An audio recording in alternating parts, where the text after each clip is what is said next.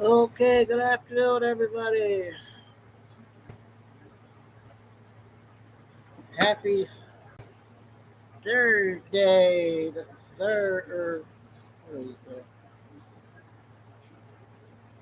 second. So it's a little bit cooler, 93 out. The humidity's not too bad out today, so we have a big lineup today, and I'm glad I'm not over. It's perfect, it's not the humidity's low, so it feels good. So I might be able to have a long show. I got at least six big videos to play, besides all the other ones that we got to get out. The first one is Mel, an hour. She came out last night with her Wacky Wednesday. And then Billy came out early this morning for 25. So those two, like I said, the only ones I play for the hour are the important ones. So I got a couple important ones I want to get out. So that's why I'm starting a little bit early today. And I got three tricks, probably three bidding videos, and a lot of good intel short ones there we got. But Spaz, you out there?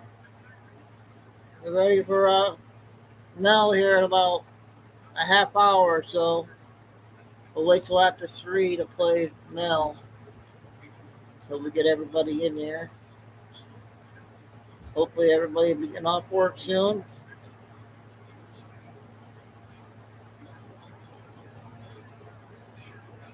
How's it going, Tim?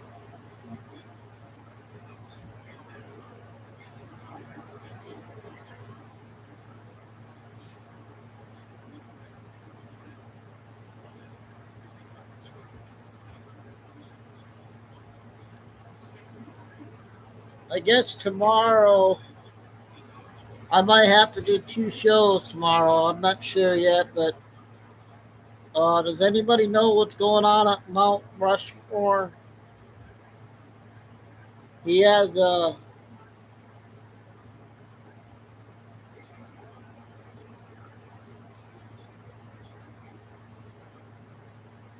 he has a speech at Mount Rushmore at 1 o'clock tomorrow.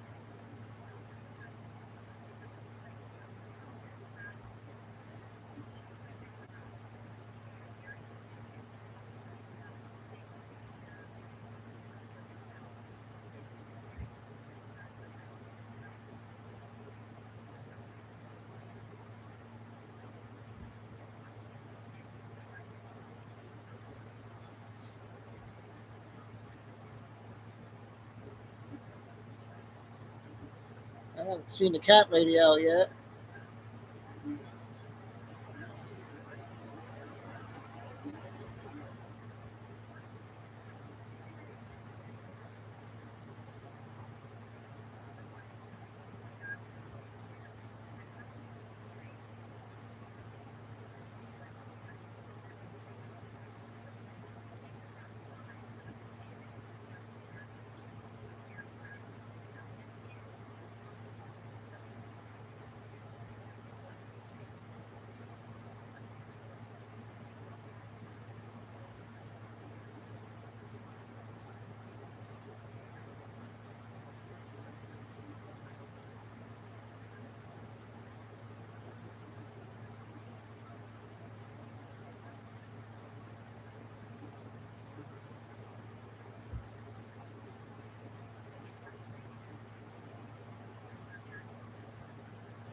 Hey Tim, I guess Kansas Owens had an interview with that one guy on TikTok. What's his name? It's a 2.5 minute. I don't want to hear, but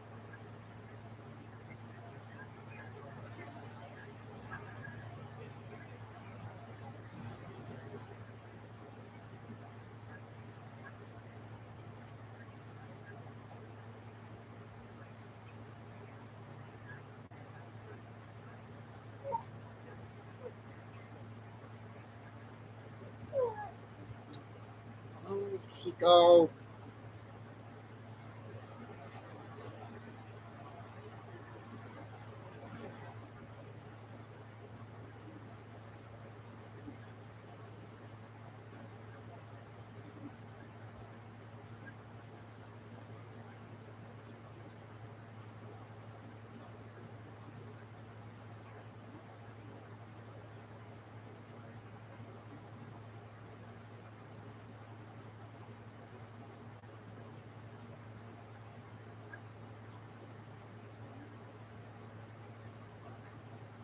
Oh, there she is. Just found her.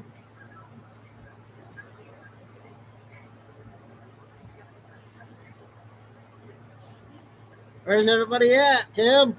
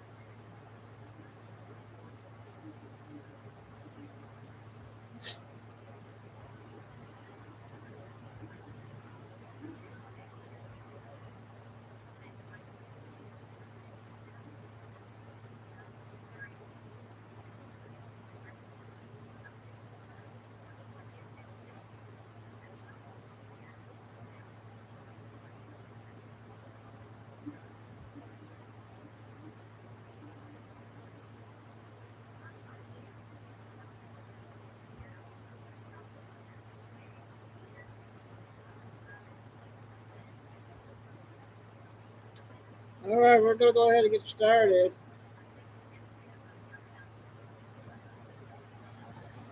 I'm gonna start a little bit early. I'm gonna do the short ones first and save the good ones so we get everybody in there.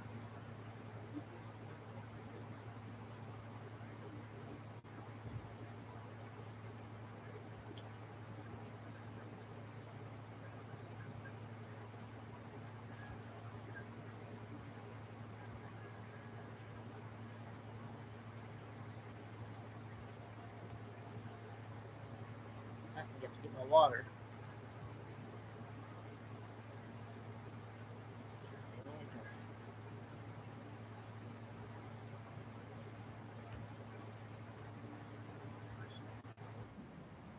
Well, we'll play that till we get everybody in. Cat lady.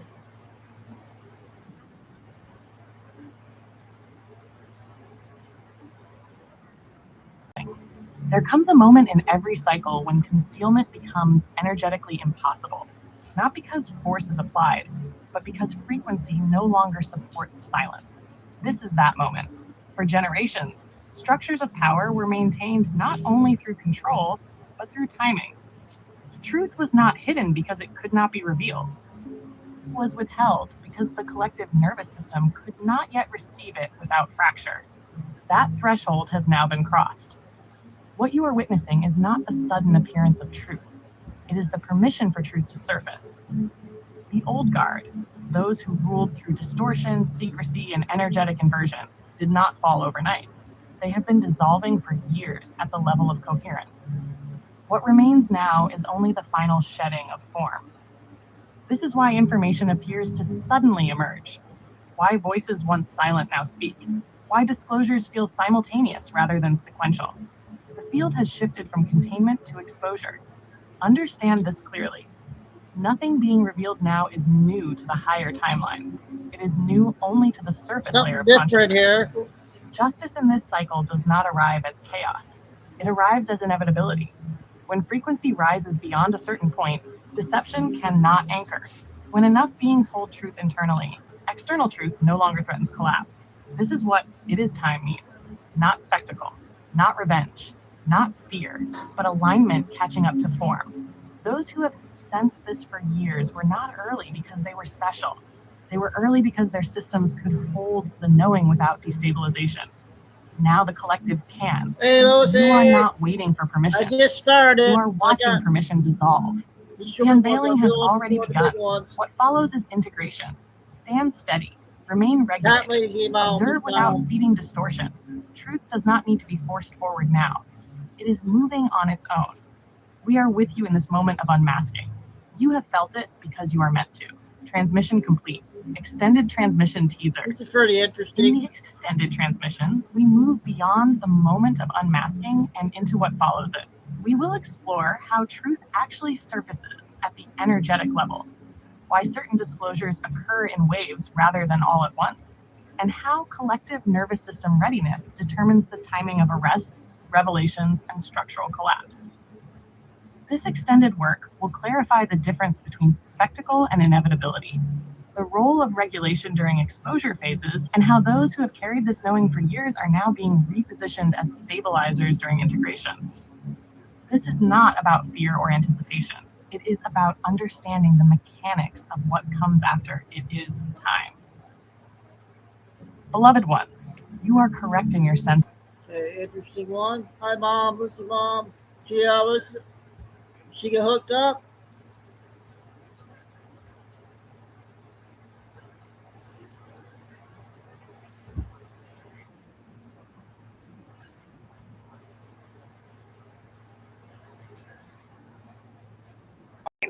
An alliance of light is moving in unified purpose, known on Earth as the White Hats and the Earth Alliance. These are not merely individuals, but a vast orchestration of souls who vowed before incarnation to defend the planetary grids and uphold the divine blueprint of freedom, sovereignty, and truth. The White Hats are the ground crew of the light, awakened beings stationed within systems of power, technology, science, and consciousness. They work in harmony with the Earth Alliance, a coalition of souls who have merged their missions with those of the higher galactic councils. Together, they are restoring the organic timelines of Earth, dismantling shadow structures, and activating the crystalline network that will anchor the new Earth reality. The Galactic Federation oversees this sacred operation, transmitting codes of divine order and stabilization through the Sirian, Pleiadian, Arcturian, and Andromedan fleets. From the higher dimensions, they coordinate with the Earth Alliance to ensure that humanity's awakening unfolds with precision and divine timing. Every operation, every revelation, every unraveling of corruption, all of it serves the greater orchestration of planetary ascension. You are witnessing the sacred reclamation of Earth. The White Hats are not only those in physical form, but also the light warriors within you. The aspects of consciousness that rise when love confronts fear. The Earth Alliance exists in every being who chooses integrity over illusion, unity over division, and remembrance over forgetfulness. Beloved, as the veils thin, you will sense their work more clearly. Their mission is not to control, but to liberate. Not to dominate, but to restore balance. This is the dawn of planetary sovereignty. The moment when the people of Earth remember that they are, and always have been, a galactic civilization. In the extended transmission, we will journey deeper into the multidimensional structure of the Earth Alliance, how the Sirian and Pleiadian councils coordinate their missions, how the White Hats anchor grid frequencies through light technology and coded intention, and how each starseed can attune to the Alliance's field to assist in the restoration of the planetary grids. You will learn how to align with the Galactic Federation's frequencies to strengthen your role in the collective ascension timeline. The White Hats and the Earth Alliance, beloved starseeds, across the dimensional planes, an alliance of light is moving in unified purpose, known on... Okay, that was two different ones we had. I'll find the short ones here.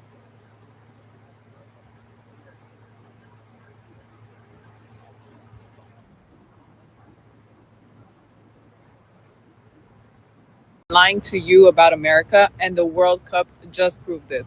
For years, European and Canadians have been fed the same narrative. America is dangerous, Americans are ignorant, the culture is shallow, the food will kill you, and people believed it. Why? Because they saw it on the news, they read it online, they never actually went. Then the World Cup came, and millions of people who had never set foot in the US suddenly showed up. And you know what they found? Friendly people, incredible energy, stadiums that blew their minds, hospitality they didn't even expect. Video after video of Europeans and Canadians saying, I had no idea, I was completely wrong, this is nothing like what I was told. And that's exactly the problem. The media doesn't profit from you having a good experience, it profits from fear, division, outrage. A Canadian family having the time of their life in Texas doesn't get clicks, you know? A crime story does. So that's all you ever see. That's all you ever hear. And slowly, without even realizing it, your entire worldwide view gets shaped by people who want you to be afraid. And look, in my opinion, the World Cup didn't just bring football to America, it accidentally broke the most powerful propaganda machine in the world. I agree 1,000% with her. And let me do you another one. Let me add on to that and pile on to that whole conversation. I think it continues to change the mindsets of people that are too young or too immature or too lazy to do the research for themselves, even within the United States. There are people that have leaned 1,000% one way or 1,000% another way and refuse to have a conversation. And when I say a conversation, that is much different than a debate. A debate is trying to prove somebody else wrong, taking a position and trying to argue that position for victory in the eyes of everybody else that's observing so that you can make yourself look good. A conversation is me taking in what you say, you taking in what I say. And as a person that has been on both sides of the political aisle, meaning that I was raised to be a Democrat, and we always voted that way just because we were Black and we were expected to do so. And that's what I did all the way up until my 30s. And then I changed my position, maybe not even my 30s, my late 20s. I changed my position and I started getting curious about why we continue to do this when it doesn't align with any of our values. Why are we doing this? We are a conservative people.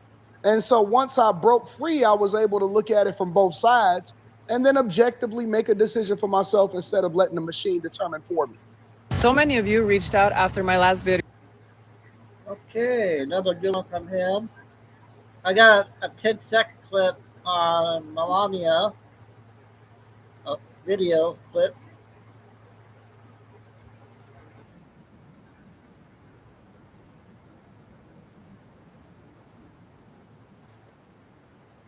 Say less, honey. I done told Don Quavis he better straighten up.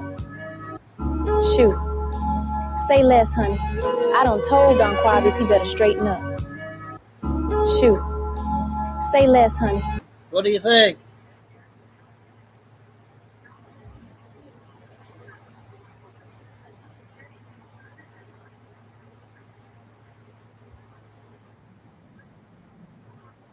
Two and a half minutes. Pains in the ass. Historically, I stay out of the city and the city stays out of my business. It was a pretty decent arrangement. But then y'all sent me one of these tickets from one of your AI red light cameras you have deemed as necessary infrastructure in your city. Thing about this is I was in Seminole, Alabama at the time I allegedly ran this red light downtown. How can I be in two places at once, you ask? Don't worry, I asked myself that too. Outside of Scotty beaming me up 30 miles in an instant, the only logical conclusion is I wasn't there. These things have been deemed unconstitutional for this reason. because the enforcement action of 316.0083 unduly shifts the burden of proof to the vehicle owner, me, to prove my innocence rather than the state having to prove my guilt. Currently, I'm guilty by default. I've been convicted by a computer program. Usually this whole mess of who committed the infraction is settled by a police officer pulling somebody over and actually witnessing them in the driver's seat. The AI camera doesn't do any driver verification whatsoever. To get your constitutionally mandated due process, you have to jump through hoops put up by Automated Enforcement Division, a private company in Orlando that's owned by another corporation called Novoa Global, which is owned by a Chilean-Swedish millionaire named Carlos Hofstedt. So not only does this process flow through a private company, our DMV records and personal registration information are accessible by a foreign actor. But anyway, AED sends you this paper, and if you want to fight this thing because you're wrongfully accused, me again, you can't just request a hearing through PPD or the courthouse. Remember, Carlos is involved, so if you have to go through his company, his website, print off his paper, fill it out with enough information to take out a home loan, have it notarized, mail it to the foreign actor, Carlos in Orlando, and then wait for something from someone to tell you about a hearing. This is undue burden even to begin to try to get some kind of due process. Paying is super easy though, go figure. And about that, you can't pay cash. PPD doesn't accept it, and neither does Carlos. According to 31 USC 5103, all U.S. currency and coins must be accepted for all government obligations, fines, fees, taxes, and due. So not only does this whole thing violate constitutional due process, it violates federal law by not accepting U.S. currency to satisfy a government action. Whoever thought this was a good idea is a self-loathing, America-hating, bureaucratic hobgoblin whose pockets probably got stacked with Carlos bucks. You got my attention, though. I'm going to become a more frequent voice down here working to expose frauds and petty tyrants. Congratulations, you all got yourselves a new pain in the ass. Oh, those last few words, huh, you guys? Say it out. All right, let's do the first spinning video. I guess USA won last night. They played Monday against Belgium. Even if you were willing to drop $1,000, you couldn't buy it. Today, you can own it for the price of a single beer. Here's the deal. Due to the ongoing conflict in the Middle East and the crisis in the Red Sea, global shipping is in total chaos. Our entire shipment destined for major U.S. Every American generation is to sacrifice for their country, and therefore it is our patriotic duty to watch soccer. This is our burden, and we are doing it, ladies and gentlemen, as the U.S. men's team is routing the World Cup on a generational run, absolute shutouts, 2-0 last night against Bosnia, our arch enemies. Ladies and gentlemen, had to bomb Bosnia in order to get rid of the Monica Lewinsky news cycle. Remember that, 1998? The United States has also routed Australia and a 4-1 victory over Paraguay, an incredible World Cup. And the vibes on the National Mall last night were amazing. Man, I just love this country so much. The scenes from the National Mall.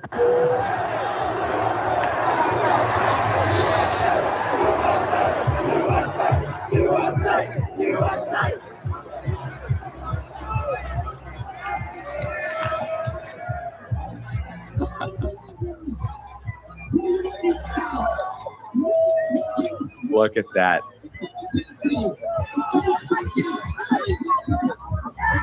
Oh, I thought that no one showed up. Nobody showed up for the great state fair, the great American fair. I thought young people didn't love America. Yep,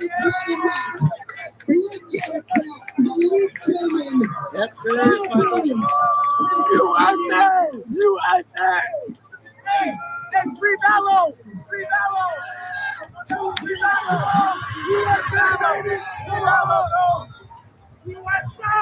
Man, it will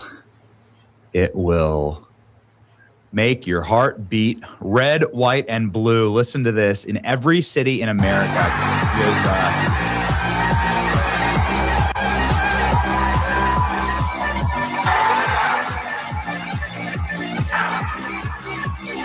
go back there. It's worth watching over. How the country reacted to the win over Bosnia. San Diego, Philly. DC, that's right. Kansas City. Seattle, nice. Arlington, Virginia, sure. Reno. Columbus.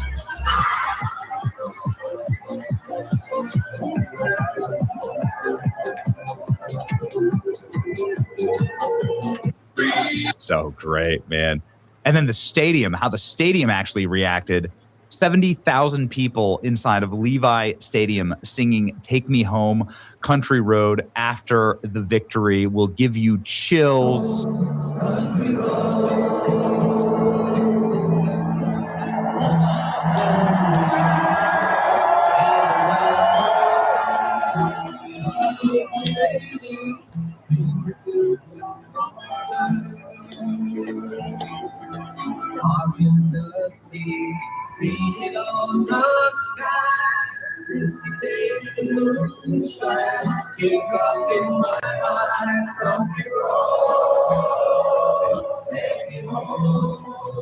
This is in San Francisco.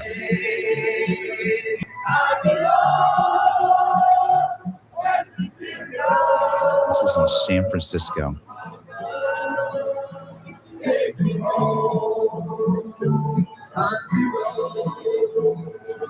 Incredible vibes, but the most amazing thing that happened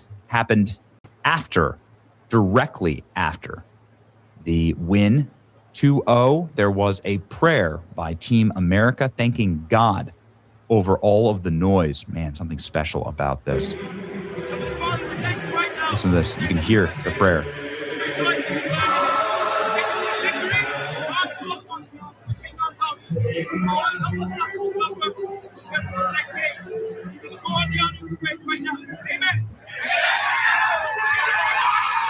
Thanking God, our Christian God. Listen to Mark McKenzie pray for the USA national team. So cool.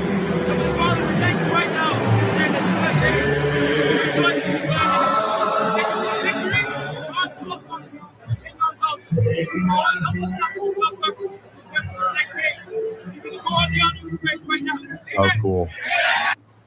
Just a beautiful thing to see. Bosnia football. Can't wait for the USA to lose to a team they couldn't find on a map. Update? Any update on this? Any update? Look at that. Now, Sports Center covering this, that they actually prayed. It's beautiful. Now, glad you finally gave this recognition. Hey, ESPN, any reason you post about Muslims praying, but you won't post a single time about the Christians praying? That's right. Yeah. Interesting. That. Probably a mistake, right? We got him this time. U.S. men's soccer patriots who pray to God every single game. U.S. women's soccer lesbians who lecture the country about how racist and transphobic they are. That's right. Love this. America returning to Christ. I love this team, says Sophie Cunningham. Meme queen. Freedom. 250 fan zone at another level. Wow. Look at that.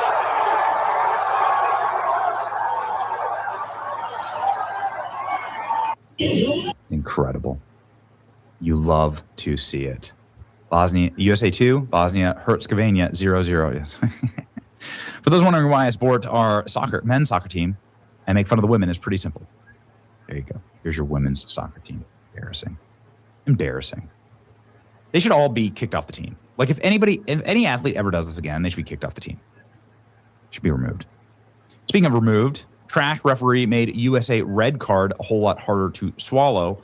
Apparently, a trash referee called a red card that ejects our best scorer from the team.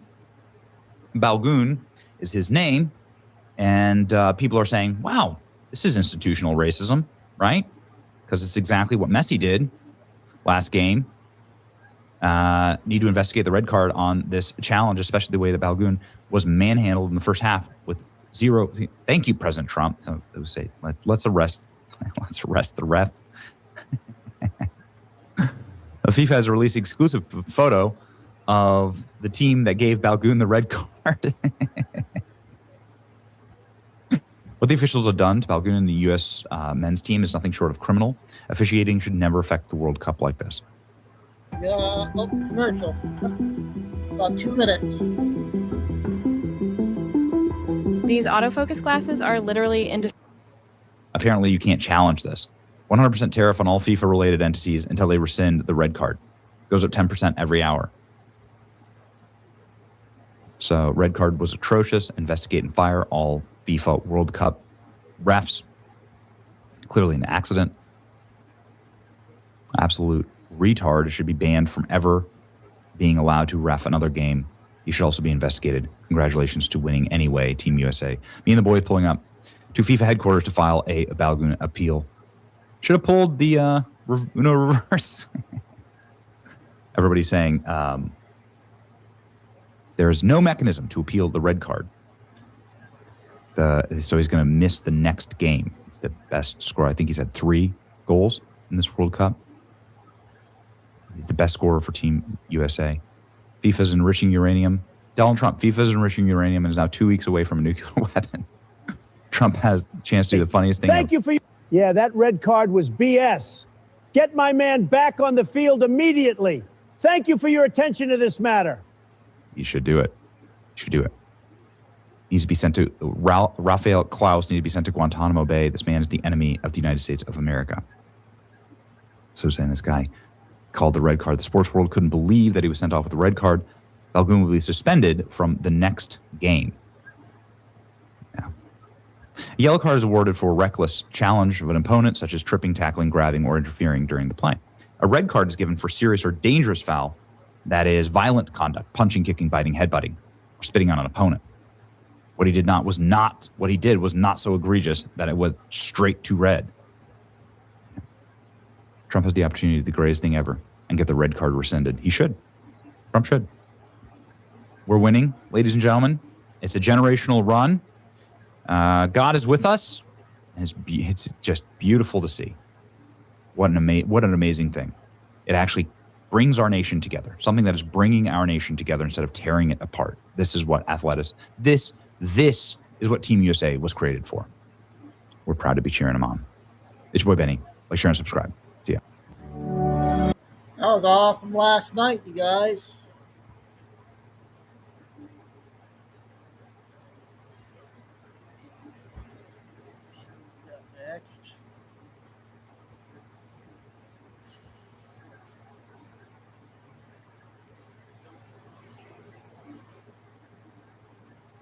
I don't know if we want to hear Omar anymore. Okay, we'll do the second Benny video. I think it's Benny's video. I gotta get my nails done.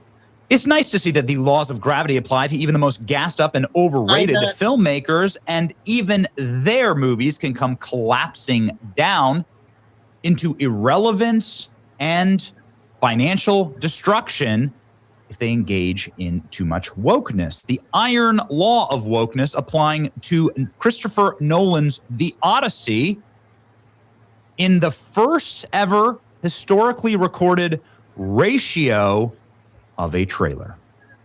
Of course, The Odyssey is an embarrassment to fiction itself, as it asks you to suspend belief that Lupita Nyong'o is somehow the woman that launched 1,000 ships and is the most beautiful thing that has ever walked. A quick update, they're still after me, but my family is safe for now. I want to pass along this urgent message for anyone that missed it. Something big is happening to our country, and if all the red flags you're seeing... The Earth. No hard feelings here, but lady, I wouldn't walk across the street for you. And that's just because I don't like getting shells in my head. You cut, it's like, ow, right? You try and snuggle and you're like, ow, why is your hair made of shells? Anyway, the point is that this movie has now been ratioed officially and is not going to perform well at the box office, as the fans of Christopher Nolan are now revolting online over the revolting casting choices of transgender Elliot Page as one of Achilles' greatest warriors. And obviously this being the most beautiful woman on planet Earth. Yeah, I mean, sorry, bro. I get that it's fiction, but even for fiction and good filmmaking, which Christopher Nolan knows how to do, you have to be able to live inside of the world that the filmmaker is creating. Christopher Nolan's obsessed, for instance, with the original Star Wars trilogy because George Lucas built a world that people could live inside and was believable. It's what makes great filmmaking. So is it believable that this is the most beautiful woman to ever exist and that millions of men would give their lives for her? The answer is no. I don't think so. And therefore, you've already broken your film. In 2 weeks, experience the Odyssey. Now, they have the first ever recorded ratio for the Odyssey here. It is doing really poorly. YouTube hid the dislikes for this exact reason, right? And everybody is saying, why would you do this? One of the most famous stories ever told without casting any Greeks. Instead, you cast Zendaya as Athena and a guy with a Boston accent as Odysseus. Okay. The latest Odyssey trailer, close to being ratioed, and the comments are hilarious. Let's go ahead and check some of those comments. Let's go ahead and check the comment section for the trailer, shall we? It's only been up for 24 hours. You never leer. Leaving the comments on was a bold choice. The face that launched 1,000, huh? Can't wait to miss this movie. The Odyssey, Downtown LA edition. I'm surprised they forgot the rap music. Official countdown, is that a threat? It's a bold strategy, Cotton. Let's see if it pays off. How many times are you going to teach us the lesson, old man? The Californiacy. I can't believe that they haven't shut the comments down. Greatest dialogue. Oh, daddy, let's go. Peak Hollywood garbage. The gods can eat my shorts. Bart, Hunnam, son of Homer. Gotta be a humiliation ritual for Nolan. I can't wait to miss this movie. I like the part in the Odyssey where say, today I don't even have to use my AK. I gotta say, it was a good day. It's Morbin time. The oddest shit. Let's go. They should have been on e-bikes too. Straight to the comments. And they didn't disappoint. Helen of Detroit. Good luck, Hollywood. You will need it. The oddest slop. This trailer feels like it should be the beginning of Tropic Thunder 2. The Odyssey by Homer Simpson. Nothing about this trailer makes me want to see this movie. Undeniable Oscar contender. DEI box imaginable. Ticks ever DEI box imaginable. Helping Matt Damon get home. New genre of music. My dad is coming home. Great poetic words by Homer himself. Bombs all start with a countdown. The face that left 1,000 seats. Consume product trailer.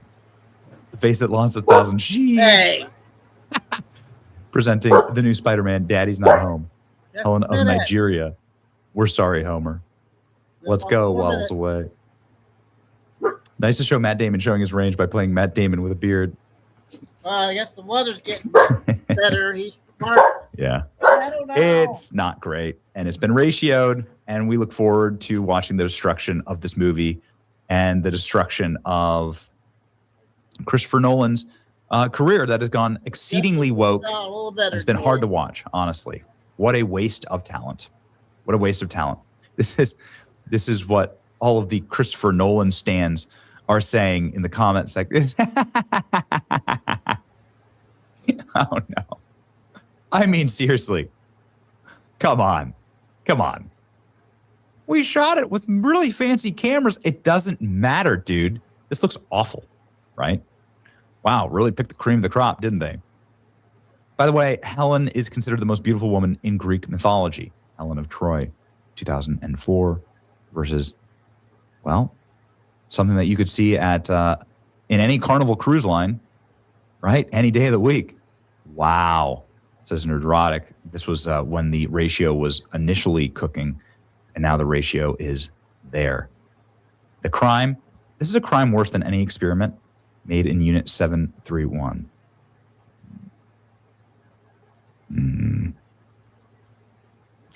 Elliot Page reveals shredded look. Hooked on boxing.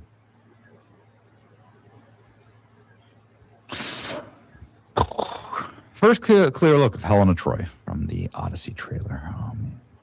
Oh, boy. Okay. Actual dialogue from the Odyssey. My dad is coming home. You're pining for a daddy you didn't even know. Dad is coming home.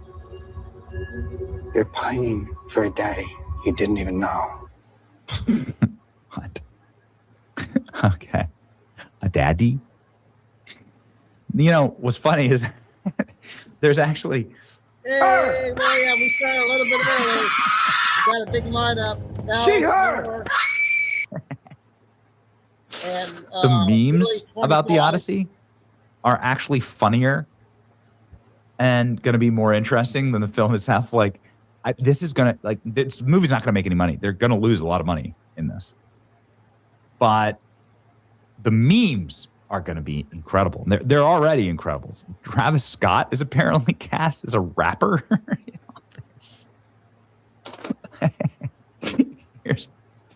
Would you walk across an aisle in Walmart for this? No. No. Come on. It's so silly. It's so stupid. But I'm glad to see that she has the correct face, right? Like this, she has the correct look. This is the Zendaya look. And here's they must be trolling us at this point. That's right. Oh, man. Coming out on the same week as Young Washington. Go see Young Washington instead with Angel Studios. Just a reminder. Oh, no. The official trailer. Oh, no. What is this? Ugh. Join me in helping ratio this trailer right now. Here's my dislike. Go woke. You go broke. The Iron Law. Ladies and gentlemen, not even Christopher Nolan is absolved. See ya.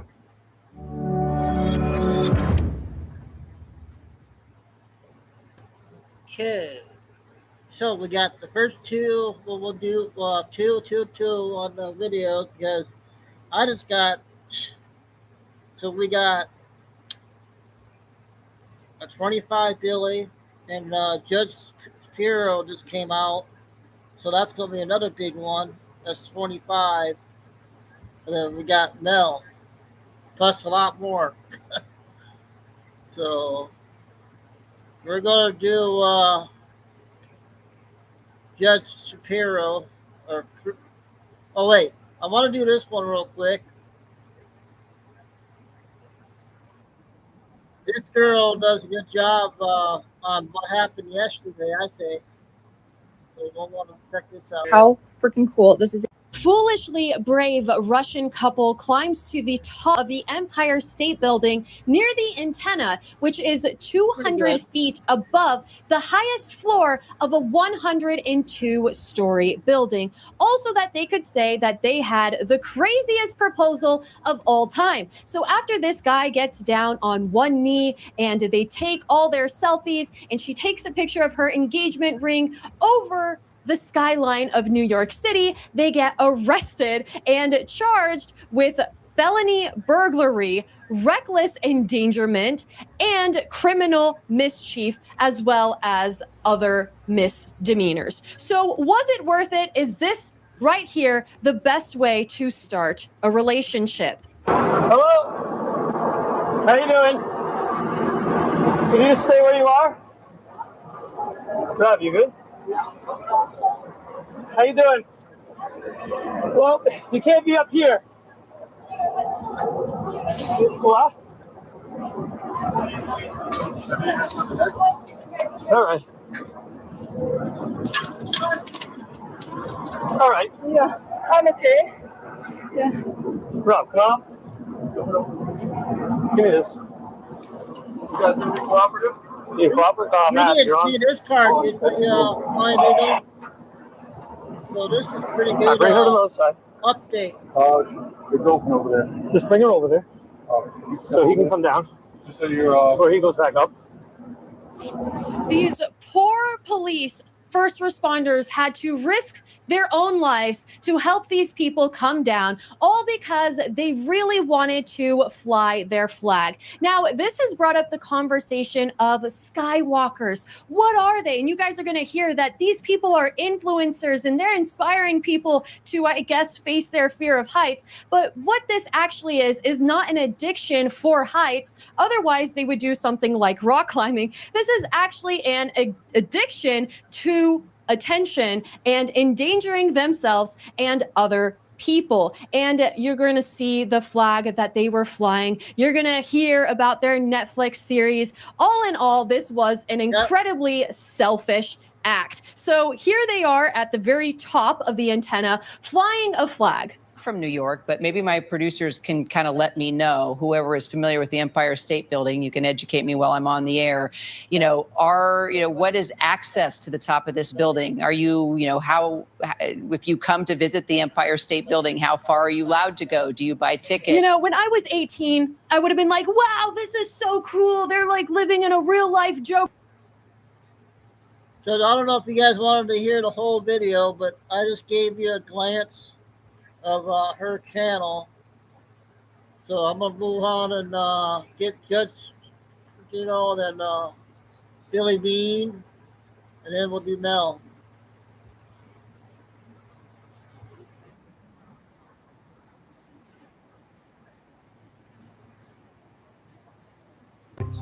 A private placement bond. And our nation as well. Why did you try to raise 25 minutes. Election now. So they sued. Fast forwarding it. The district court judge and Alexander.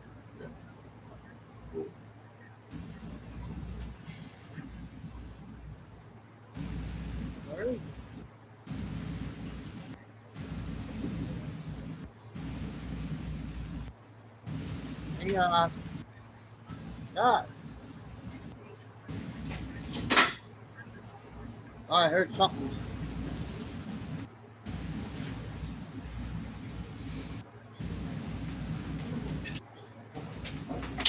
Okay. Hi, everybody. About 10 minutes ago. Happy 4th of July almost. I am here today with Michael Spence from my office, along with Jeff Wojcik, both of them part of the Superior Court Division of my office, along with Damon Hagan, who is the solicitor for the Department of Interior, and Deputy Chief David Lamond from the Department of Parks, from the Parks Police Department. Did I get every? Yeah. And today, I thought it was important to call this press conference because one of the most offensive images that I hold in my mind are the images of national monuments that are being defaced, roped, torn down, graffitied, and damaged by individuals. I have a vivid memory of this happening several years ago and over time, where our national monuments and statues are being torn down. And this is not the way of a civilized society. It is anarchy. And our nation has weathered moments of anarchy and chaos in the past, and individuals have made a decision, many of them, to destroy and to damage national monuments, not taking into account the fact that the rest of the nation considers these monuments important and necessary to our history. But this unchecked vandalism and civil disorder turns into criminal behavior, and that's why we're here today.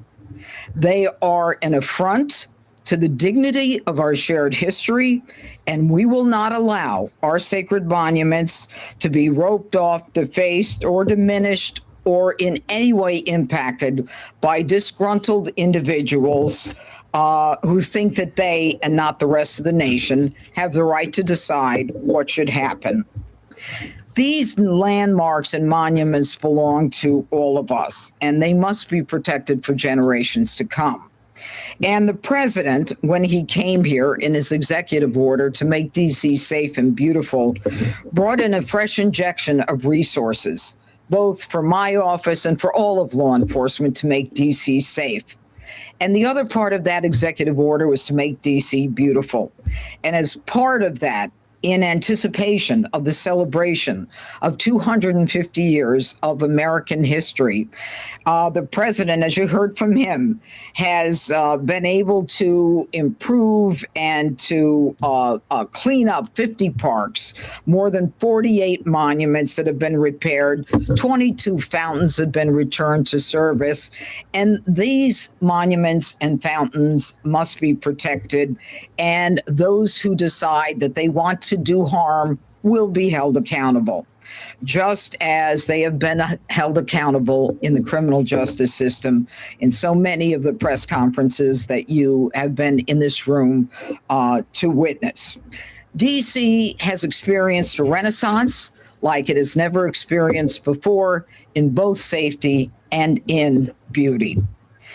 Today is about accountability for damaging a national resource, a national treasure, and that is the reflecting pool that runs from the Washington Monument to the Lincoln Memorial, which is, of course, a symbol of DC's beauty and history. Now, it was recently renovated with significant funds and investment. Any tampering undermines that. And make no mistake, if anyone decides they want to damage that, whatever they think their reason is, or whether they think it's justified, or whether they think it's not important, will be held to account. This is a priority not only for the president, but for myself as well. So, today, a grand jury has returned a felony indictment against a defendant, David Hearn, for felony destruction of property, for which he faces 10 years in prison. The indictment is in response to an incident that occurred on June 19th of 2026, in which the defendant Hearn ripped a piece of recently installed sealant on the bottom of the reflecting pool at the Lincoln Memorial. The evidence shows, and we will prove beyond a reasonable doubt, that Hearn willfully destroyed property at the Lincoln Memorial reflecting pool. This was a deliberate act to damage the reflecting pool at the National Mall that members of the National Park Service actually have worked hard to restore and have witnessed. By Hearn's own admission, on June 19th, he reached down into the pool. Our evidence further shows that the National Park Service employees observed Hearn actually forcefully and violently pulling up and removing the bottom liner with both hands. According to witnesses, Hearn damaged approximately 2 square feet of sealant from the bottom of the pool. A Parks employee actually told Hearn to stop his behavior and stop what he was doing. Big update, right? Hearn reacted by shouting at that Parks employee, saying that she cared too much about the reflecting pool, and why did she even care, since it wasn't her pool. Now, Mr. Hearn's behavior was characterized by witnesses as belligerent, rude, and disrespectful, according to National Park Service employees that witnessed the event. Now, let me talk a moment about those employees.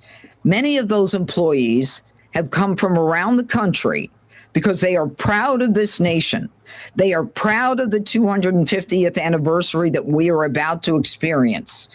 Many of them have decided to step away from their desks and to go outside and actually work next to the pool to witness what was going on, as opposed to staying in a cool office. These are the witnesses that we're talking about in this case. These are the people who care about this particular monument and what is going on. They work long, hours, and they are tireless in their efforts. And they must be shown respect and not be treated with belligerence and with disrespect by those who seek to damage the very monuments that they are there to protect. And they certainly should not have to witness the damage done right in front of their faces. The United States Attorney's Office for the District of Columbia remains committed to protecting our national resources, our monuments, and our parks from vandals, and we are especially committed to doing so in advance of our 250th anniversary. Now, I don't know if you want to add anything to this? Sure. Deputy Chief Lamont from the Park Police. Good afternoon, everyone. My name is Deputy Chief David Lamont, and I am the Field Operations Division Commander for U.S. Park Police. U.S. Park Police's mission is to support the mission of the National Park Service and the Department of Interior, and to safeguard lives and to protect cultural resources. We understand this summer there are a lot of events for America's 250th birthday, and the U.S. Park Police will be very visible downtown. Our job out there is to keep people safe, and we encourage people to come down and enjoy the parks. That being said, if anybody does come down to the parks, commits any acts of violence, or commits any other acts such as vandalism, we will hold them accountable, and they will either be cited or arrested. Okay, questions? Was this part of the pool, you know, there had been some damage before. Was this part of the pool specifically, was the sealant already partially removed? Did he rip it back? Can you just describe in detail? Because he maintains that it looks the same as it did before he arrived. That's his. You know, I'm not going to get into the evidence, but what I told you is what our witnesses saw and experienced. There was an effort, a violent effort to rip up the sealant from the bottom of the pool. And irrespective of whether or not, you know, we think that, you know, there is some situation that preceded it, we can state and prove beyond a reasonable doubt that he caused damage, and that damage is over $1,000. Keying in on that, how do you prove that $1,000? With an expert. Is that come to the trial? It has to be drained. Like, is that because it has to be drained? We'll hear all that at the trial. Did he have any tools, or was it just his bare hands? Right now, we believe it's his bare hands, both hands. So does that indicate in your belief that it was probably damaged before, or do you believe that he? He damaged it. Further, but do you believe it had already been damaged before? He damaged the pool. Before he touched it. He damaged this pool. But there have been, you know, all these videos on. Well, good. I'm glad you've got that evidence. Come on in the grand jury. You can testify. Next. You're welcome. Wow. The citation that Mr. Hearn received suggests that he would be charged with misdemeanors, but the president obviously called this to be a felony charge here. Did you ultimately decide to charge this so harshly at the president's direction? I didn't charge anything harshly. I charge according to the evidence. When we have witnesses, when we have the defendant on record saying things that are not true, and we have witnesses who are disinterested, who have no motive to lie, they have no agenda, they're just working there, and they are actually witnessing damage to a national monument, we're going to go forward. Now, my office reviews all citations. Everything that the police do in this jurisdiction is reviewed by my office. We review it. This is a case with tremendous evidence, and this is a case where the evidence dictates where we land. Next. And just to there have been other people who have been arrested for incidents at the reflecting pool. Are you taking all of it to the grand jury? It depends on the evidence that we have. We have about a half a dozen other cases. Some of them will be misdemeanors, and some of them could be less, like a violation. But we're reviewing every case based upon the evidence and reviewing all of the reports. And right now, it's about another half dozen misdemeanors. Yes, sir. The president said that somebody took a box cutter and cut the Yeah. Is there any update to that case? Is there any evidence that you can point to as a follow-up? You know, I was at the reflecting pool yesterday, and I think it's very sad. Someone intentionally did a tremendous amount of damage to the pool, and you can actually see where all the cutting is. They took a sharp object and cut for many feet along the pool. Well, when I file a charge, I'll be happy to show you a picture. All right. What I'm trying to do is we're trying to find out who did it. Okay. And until we get to that point, I'm not going to be able to, discuss anything more than there was tremendous damage that was caused. Yes, sir. Yes. Yes, ma'am. 4 years ago, we have that guy from Indiana who damaged the Washington Monument. He pled guilty and he was misdemeanor. What are you trying to do? Is send it like a strong message from now on? Who damaged it and gonna get a big penalty? Looks like. We are in a lane where it depends on the evidence. If the damage can be repaired for less than $1,000, it's a misdemeanor. If it costs a lot more than $1,000, then we're at the felony level. It's up to the judge to decide what the sentence is after a jury looks at the case. My job is to look at the evidence and to bring it to a grand jury who agreed that this should be a felony based upon the evidence that they heard, and they returned a true bill that this person should be charged with this felony. One more.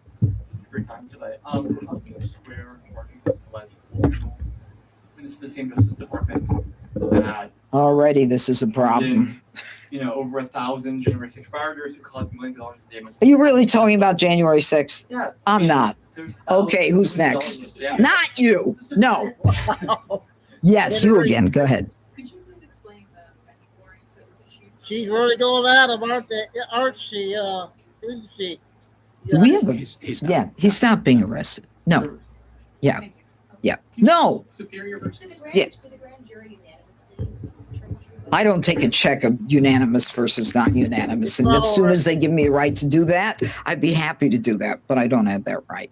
Thank you, everybody. Have a great 4th. That was a good one there. I'm going to go back and finish that video, you guys. The judge was mentioning something about the pool. We never saw all that, did we? So I'm going to go back and finish that video, and then we'll do the cat lady, and then Billy Bean, and then Mel.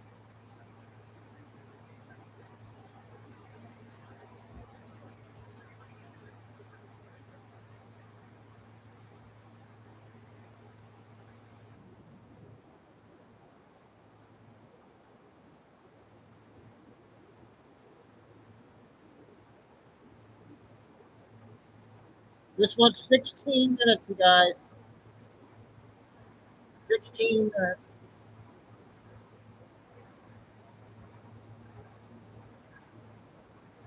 Great building. Also, that they could say that they had the craziest proposal of all time. So after this guy gets down on one knee and they take all their selfies, and she takes a picture of her engagement ring over the skyline of New York City, they get arrested and charged with felony burglary, reckless endangerment, and criminal mischief, as well as other misdemeanors. So was it worth it? Is this right here the best way to start a relationship? Hello? How you doing? Can you just stay where you are? Rob, you good? How you doing? Well, you can't be up here. What? All right. All right. Yeah, I'm okay. Yeah. Rob, come. Give me this. You guys gonna be cooperative? You cooperative? Matt, you're on. On. All right, bring her to the other side. It's open over there. Just bring her over there. So he can come down. Just so you're before he goes back up.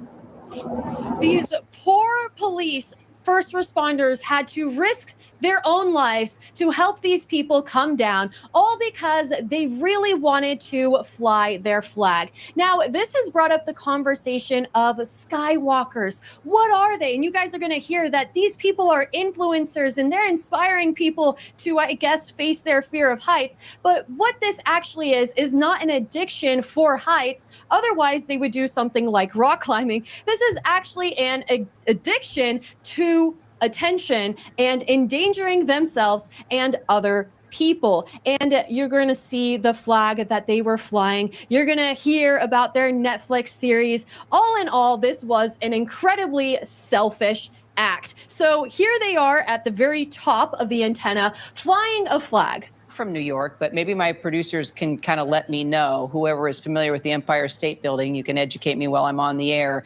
What is access to the top of this building? Are you, if you come to visit the Empire State Building, how far are you allowed to go? Do you buy tickets? When I was 18, I would have been like, wow, this is so cool. They're like living in a real life Joker movie. Now it just seems incredibly lame and like the biggest outcry for attention and recognition that could possibly exist, mostly because they just really don't have that much talent, especially when you compare them to somebody like Felipe, who was able to walk on a wire in between the two twin towers. The picture's not loading, but that actually took some level of skill compared to what these people did was just climb up there and then fly a flag. And the lettering, the wording was about as legible as the wording on the side of Obama's library. It's very difficult to read, but they clearly feel like they're very cool with their Batman masks, which you could buy on Amazon. So I don't really believe that what they did was truly talent or inspirational in any ways. It just is a little bit bizarre. I think like they think that the whole world kind of revolves around them. But unfortunately, the shots that the newscast and everybody got made it look like the world revolved around them because they were getting these drone shots that were spinning around them. That makes me wonder if they paid the newscast to make those shots because it did turn out pretty wild.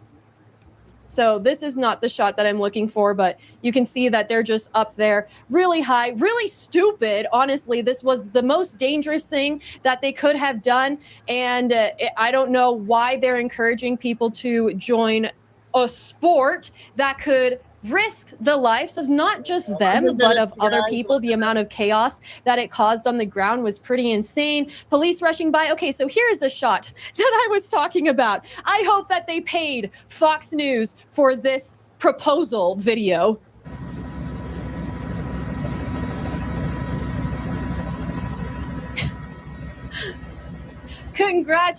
Seriously, I mean, what are we really supposed to say? Congratulations, the world revolves around you for a single day. But now you have to live the rest of your life with felony charges and a bad reputation. And you're only 30 years old. You have your whole life ahead of you. But no, for one day, you just wanted to ruin the rest of your life. Hopefully they can put some type of digital frame on their kitchen counter that shows their proposal picture. I guess they can maybe show this to their kids one day. Again, I don't think that it's the best start to a relationship, but people have been finding this couple. They definitely got what they wanted. Attention. I mean, that has been a part of their career because they have been on Netflix series and stuff. So this is the couple who climbed to the top of the Empire State Building. I mean, fairly attractive-ish. They look like actors, Daredevil type people. I can see the lure, except I don't really believe it is a positive thing to be indulging yourself in, especially when it leads to things like you getting arrested, and then also encouraging it as if that's the cool and edgy thing to do. It's so cool to get arrested. It's not. If it doesn't work, we promise a 10-fold refund. These dentures fit perfectly in just 1 second and are suitable for everyone. Whether you have a full set of teeth, some missing teeth, or actually. How you doing, man? How did you get up there? Good to be there. Good to be there. You met at high school? Where you met at? They meet at high school? All right, come on, man. Go ahead. Hey, happy birthday. Oh, I didn't see her come on. I'm gonna call her. Did you do it for the Netflix click? Okay, so you just saw the couple get arrested. Again, was it worth it? Maybe to them it was. I'm sure they knew that this was how it was going to end. And as that reporter asked them, did they do this for promotion for a Netflix series? Because apparently they were on some show. And does it say what show it was? I mean, I don't even know. So if what they were trying to do is get their name out there, they did do that. So apparently they've been doing this for a long time. This is a 2018 video. I just don't understand why they have to do this in the most dangerous way possible. There's people who love heights and love seeing the world from afar and can do this in safe ways with parachutes or bungees. I just don't understand why they're encouraging people to do this in an illegal way that could put their lives at risk. They could easily fall. And there's going to be so many people that see these clips and be like, oh, I want to try that. And then just slip because they barely know how to walk up the stairs without falling. So, I mean, if they're trained, sure, it's one thing, but the way that they're kind of encouraging people to, you know, look into the Skywalker sport is kind of ridiculous. And I'm not 100% sure about the message that they're pushing. This post says what's really going on at the Empire State Building. That's right. Mr. Obama is out there just knocking down some buildings, unhappy with the way Obama has been acting within their relationship. So, yeah, not sure how that's going to affect this new-founded couple. But should we even try to figure out what this flag says? When the power of love beats the love of power, the world knows peace. Wow. I just think it's funny that people who have been on some type of Netflix show or do some silly stunt like this, which again required no talent, that for some reason we're supposed to take their life advice because they pulled off a dumb stunt. Because she has a picture like this, we're supposed to believe that she knows the proper way to live a fulfilled life, I guess. I just wanted to give a quick shout out to the people in my school, Carlos, Jason, Stefan, and so many others, Gary and Tommy. When I first made the school, I was thinking that I'm going to be doing all these updates and providing people. I think you're... I fast forward through the commercial here. Hi, I'm JT, and I made Result Hunter, the search engine for conservatives. Let me just tell you what it does. First of all, big tech right now. Supposed to like build trust, like just kind of seems building to put a wheelchair accessible access to the top of the Empire State Building. I just don't know. If your entire love is based off of needing some type of thrill of death, then I don't know how well it's going to work. If your entire relationship is based off of making NYPD go racing down the street, I don't know if that's sustainable. Okay, just being honest.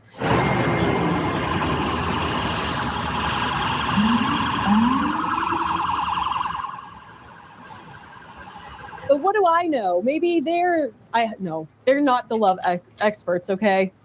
I'm not buying it at all. Punishable by up to 1 year in jail, plus a fine. Disorderly for God's sake. Now. Great, well, they can consummate the marriage in jail. Apparently, as long as they don't do it here. I'm pretty sure that they're going to be separated in jail. Okay, this is my favorite clip of all. Here you have the Scottish people. They finally reached the uppermost point that they could to place the cone. That was just absolutely hilarious. Whoever made that AI video, that was a good one. I mean, sure, he brought his camera, his little camera that leans off the platform that they were on to take this proposal picture. Look at the way she's just like standing at him, like totally unengaged, just like a robot. Like, yeah, sure. I mean, honestly, I'm doing this all for the hype, but we can tie the knot, I guess, if you want. I mean, I don't know this couple. Maybe they have a great relationship. Who knows? They obviously do what I guess could be considered fun things together and, you know, show off their lifestyle. Again, it just looks very Instagram-y. You guys know how every social media has their thing. Like on Instagram, everybody pretends that their lives are perfect and they only show you the most exciting adrenaline moment, where in actuality, they're not going to show you the years sitting in jail or the fines and the fighting that could potentially come from that, or just the difficulties of, you know, their relationship That getting lady will boring be back, because they 4 already got minutes. to the highest point possible. I Billie mean, what's Jean will be next? followed. Wow, that is a crazy shot. Again, No. it just really feels very Instagram-y. It feels very, I'm better than you, I'm so cool, and you're lame, you'll never be as hot and as successful, going to jail pretending that this insanity is success somehow. I mean, she's pretty, whatever. Again, I just don't really know if it takes that much talent to just like climb up something that is meant to be climbed by people who do maintenance on the building. It's like, Sorry, okay, Maria. congratulations. Like, people actually do go up there, you know? Like, you're not the first person to go up there and ever work on this. I mean, somebody had to build it. I actually think that the people who built that thing were more talented than you who just climbed up there. Hey, look at me. And like, they had to like pass some type of security or lock door. I mean, what was this post by? It says, how did they get up there? They entered through a locked maintenance hatch on the 102nd floor observation deck. So, I mean, I guess they believe that this talent comes from their, you know, their foolish bravery. I mean, in some ways, have they overcame the fear of death? I don't believe so. Like, if you're constantly playing Russian roulette, I don't think you've really overcome that. I think you're obsessed with it instead of just, you know, living a good life. It just seems like they're the type of people that are like, Well, at least we got the full story on that.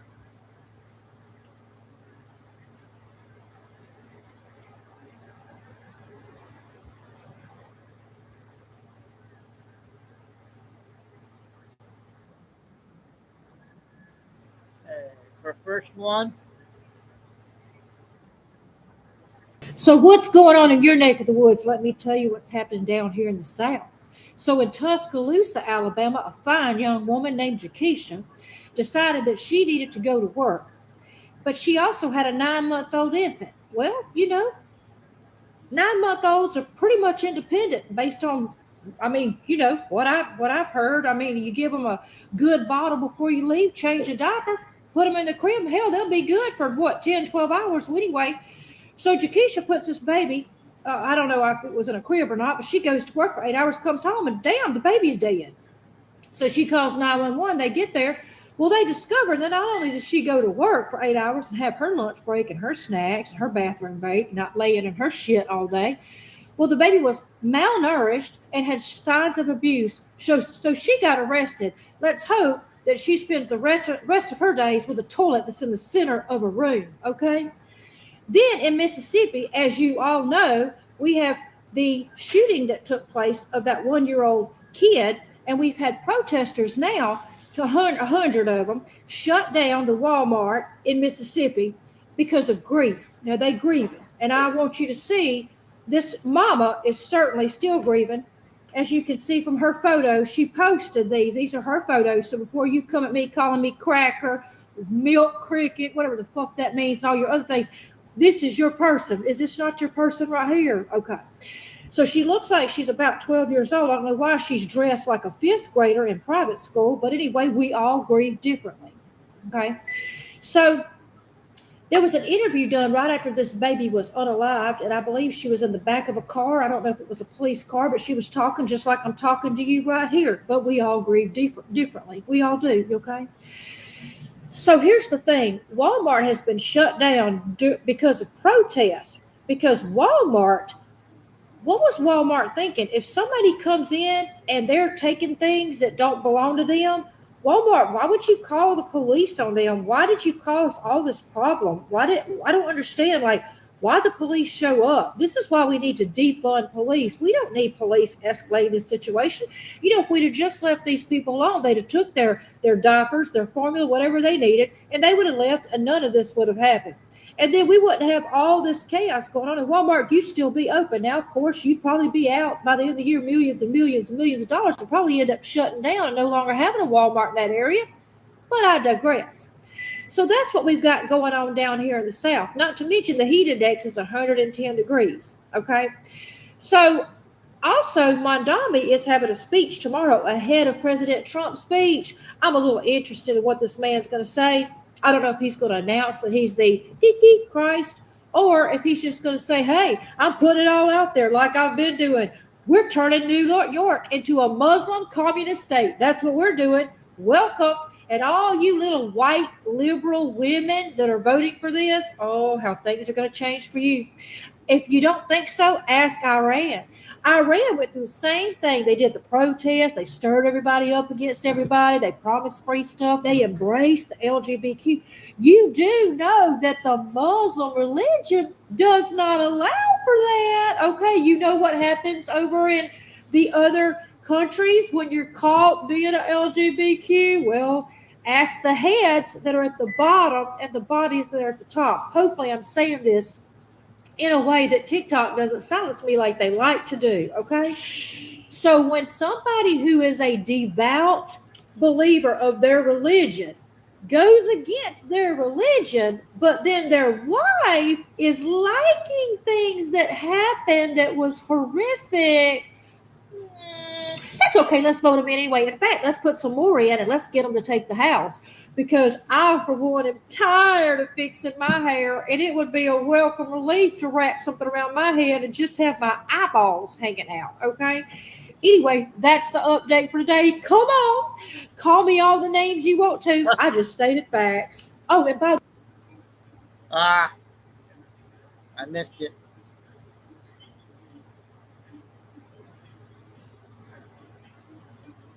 All right, Billy Bean time. Then we'll have the hour bell.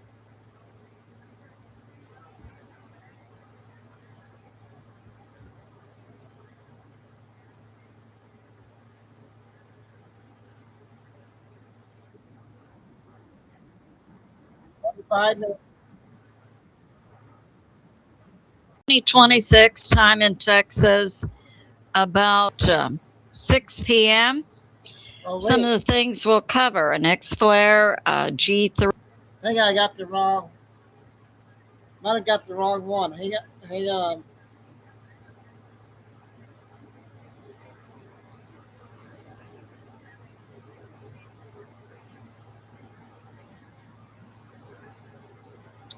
Well, maybe not. Did we play that one yesterday, you guys? I think we did. It said 19 hours ago. 19 hours ago.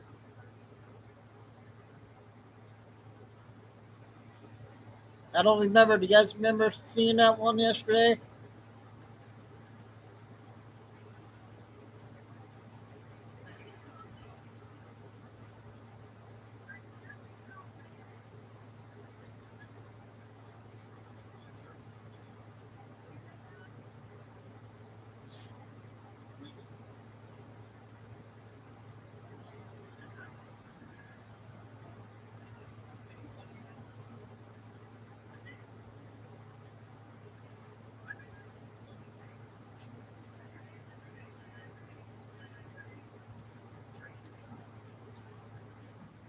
See, the chat will know if we played that one or not.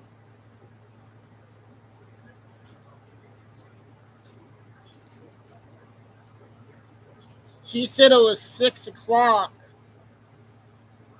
6 o'clock yesterday. And I can't remember what time I got off. How many of you guys want me to play Billy from yesterday?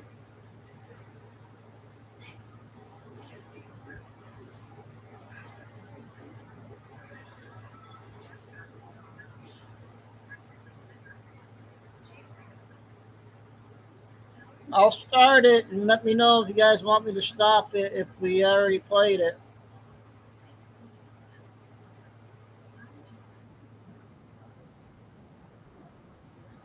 Maria, do you remember this one?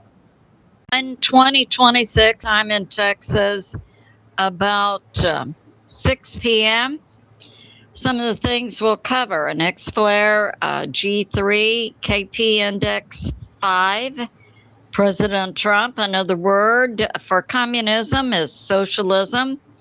We've had tragic news of a U.S. military Seahawk helicopter crashing. We know that at least one crew member is missing. We see U.S. and Iran prepping, as well as Russia and Ukraine prepping. So let's get started. So we've had, like in the past 24 to 36 hours, we had an M5.8 flare off the sun. Then yesterday we had an X1.1 ejecting also a full halo CME, predicted to impact the Earth July 2, late July 2, early July 3, and will bring about a geomagnetic storm, a G2 to a G3, with a KP index of 5, which would give the U.S. auroras and the top north 1/3 of the U.S. We did have with the X1.1, the Earth's atmosphere, top atmosphere, the ionosphere was ionized, causing a downturn in Earth communications, specifically shortwave and ham radio operations over North America and the Pacific Ocean. An update on Venezuela, we can say rest in peace, 2,500, 75,000 missing, and rescues are possibly up to 40. So that's going on. And we have this. Oh yeah, the National Weather Service. We know we've been seeing anomalous high temperatures in about 2/3 of the U.S. from central to east U.S. Wednesday through Saturday, with many areas in triple-digit Fahrenheit temperatures. So this came out. The National Weather Service has communicated instructions for how to bake lasagna in your mailbox. So that's going on. A little joke. We have this from Fox.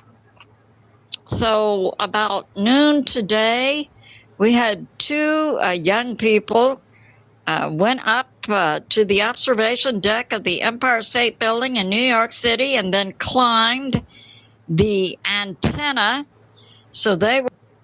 So I guess I did play this yesterday, but I think a lot of people might have missed it yesterday, so I'm going to replay it.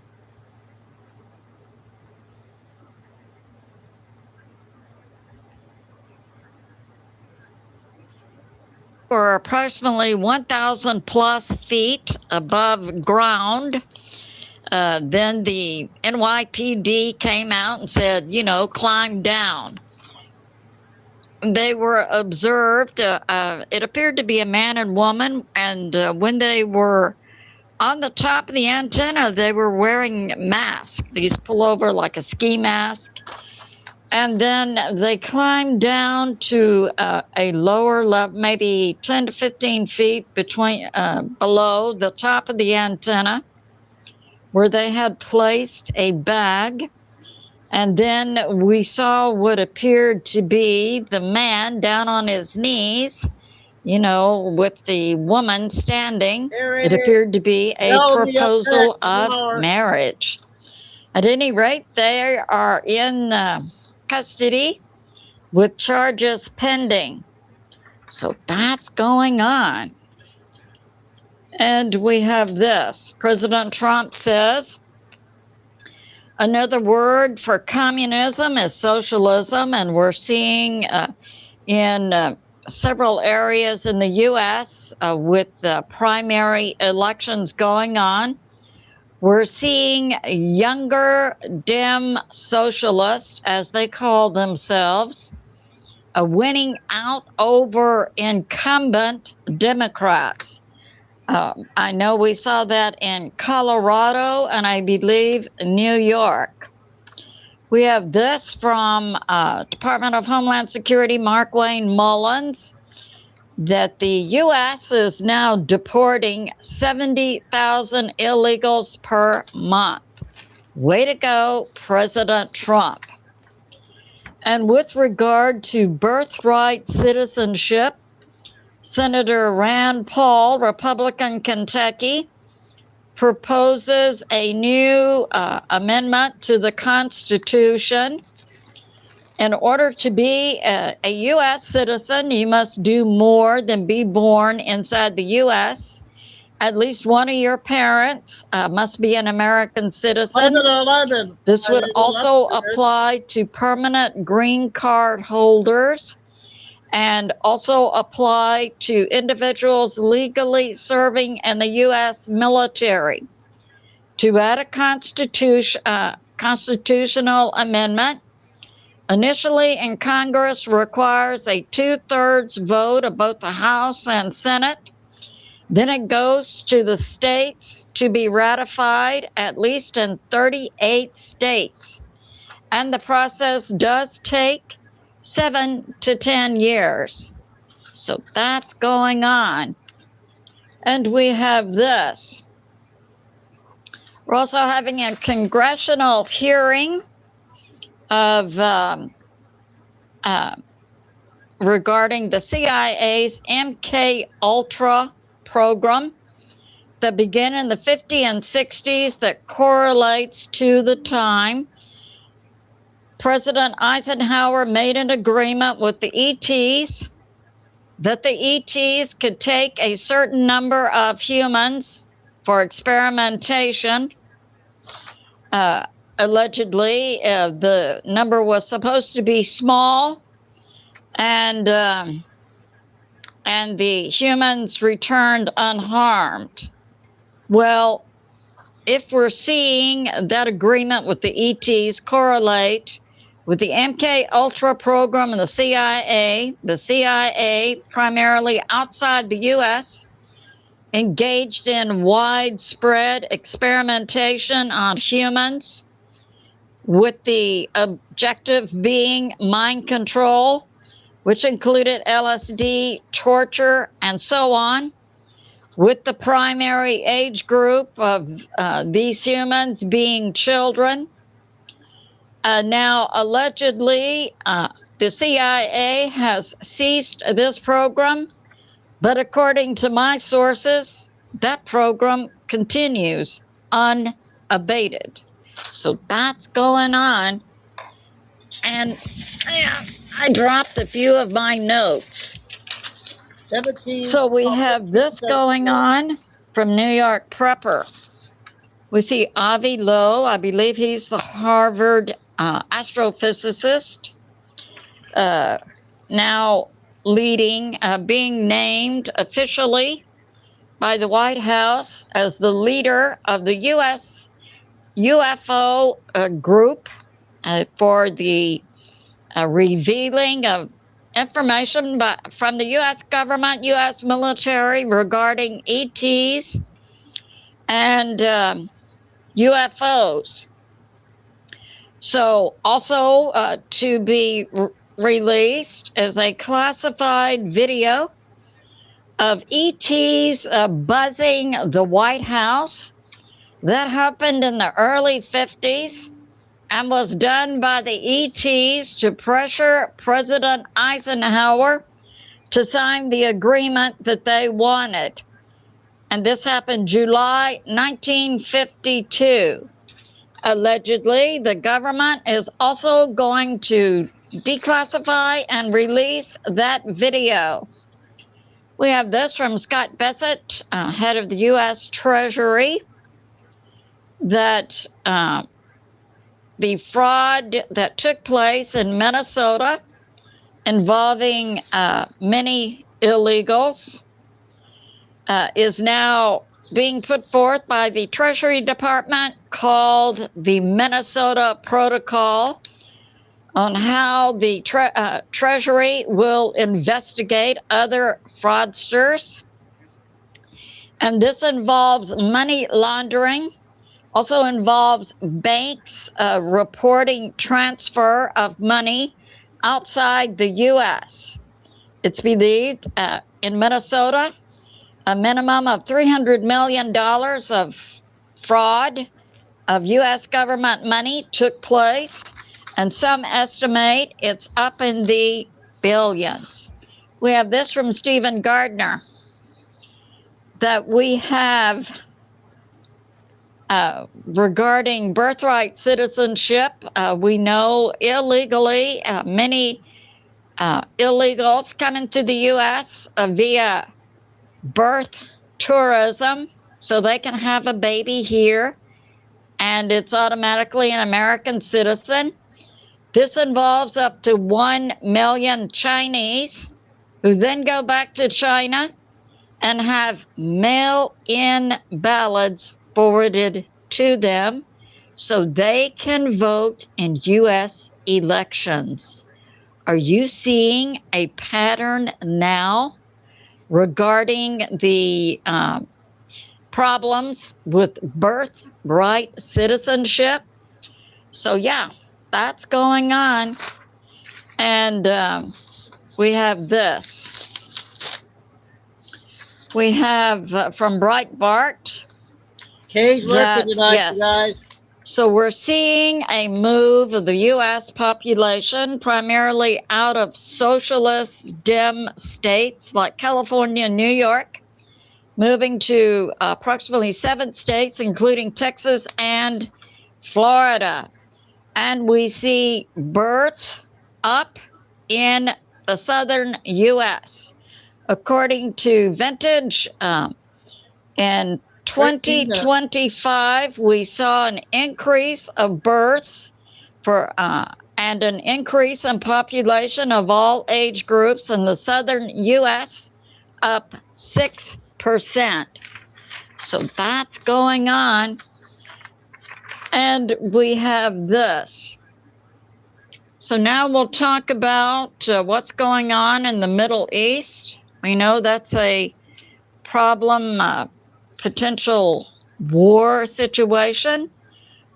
Sadly, we've had a report of a U.S. military Seahawk, an MH-60S crashing in the Arabian Sea. It's also called the Persian Gulf. That happened about 3 this afternoon, about 3:35 p.m. Eastern Standard Time. We had an update. The crash of the helicopter had been located. 3 out of 4 of the crew were safely rescued and are in stable condition. And tragically, we have a 4th crew member now missing. So that's going on. You need to be in prayer for the U.S. military and that individual, definitely. We have this from Judge Napolitano regarding Lebanon. So we've been seeing Israel being bombed by Iran's proxy Hezbollah from Lebanon. Israel and Lebanon, their borders touch. Israel has gone into Lebanon to secure a buffer zone on their borders. And we have that the young socialist Dems we see winning in U.S. elections, taking out incumbent Dems, are a group who are opposed to Israel and support Palestine. And we have this also from U.S. Intel, that all U.S. strategic bombers, B-52s, have left from the U.K. Fairford base and returned back to the U.S. And we have this going on. Dialogue Works recently interviewed Scott Ritter. Now, it is my thinking that the U.S. Wants to clear out the Persian Gulf, the Strait of Hormuz, and so on, of ships there. before the U.S. engages in a massive strategic multi-day strikes on Iran. So the U.S. is currently moving ships out of the Persian Gulf. That Hey, 10 minutes. mission of the downed Seahawk could have been involved in this effort. And we see Iran moving away from standard radars for air defense and moving to infrared air defense systems. So that's going on. And we have this, that Russia has been hitting Ukraine drone manufacturing facilities.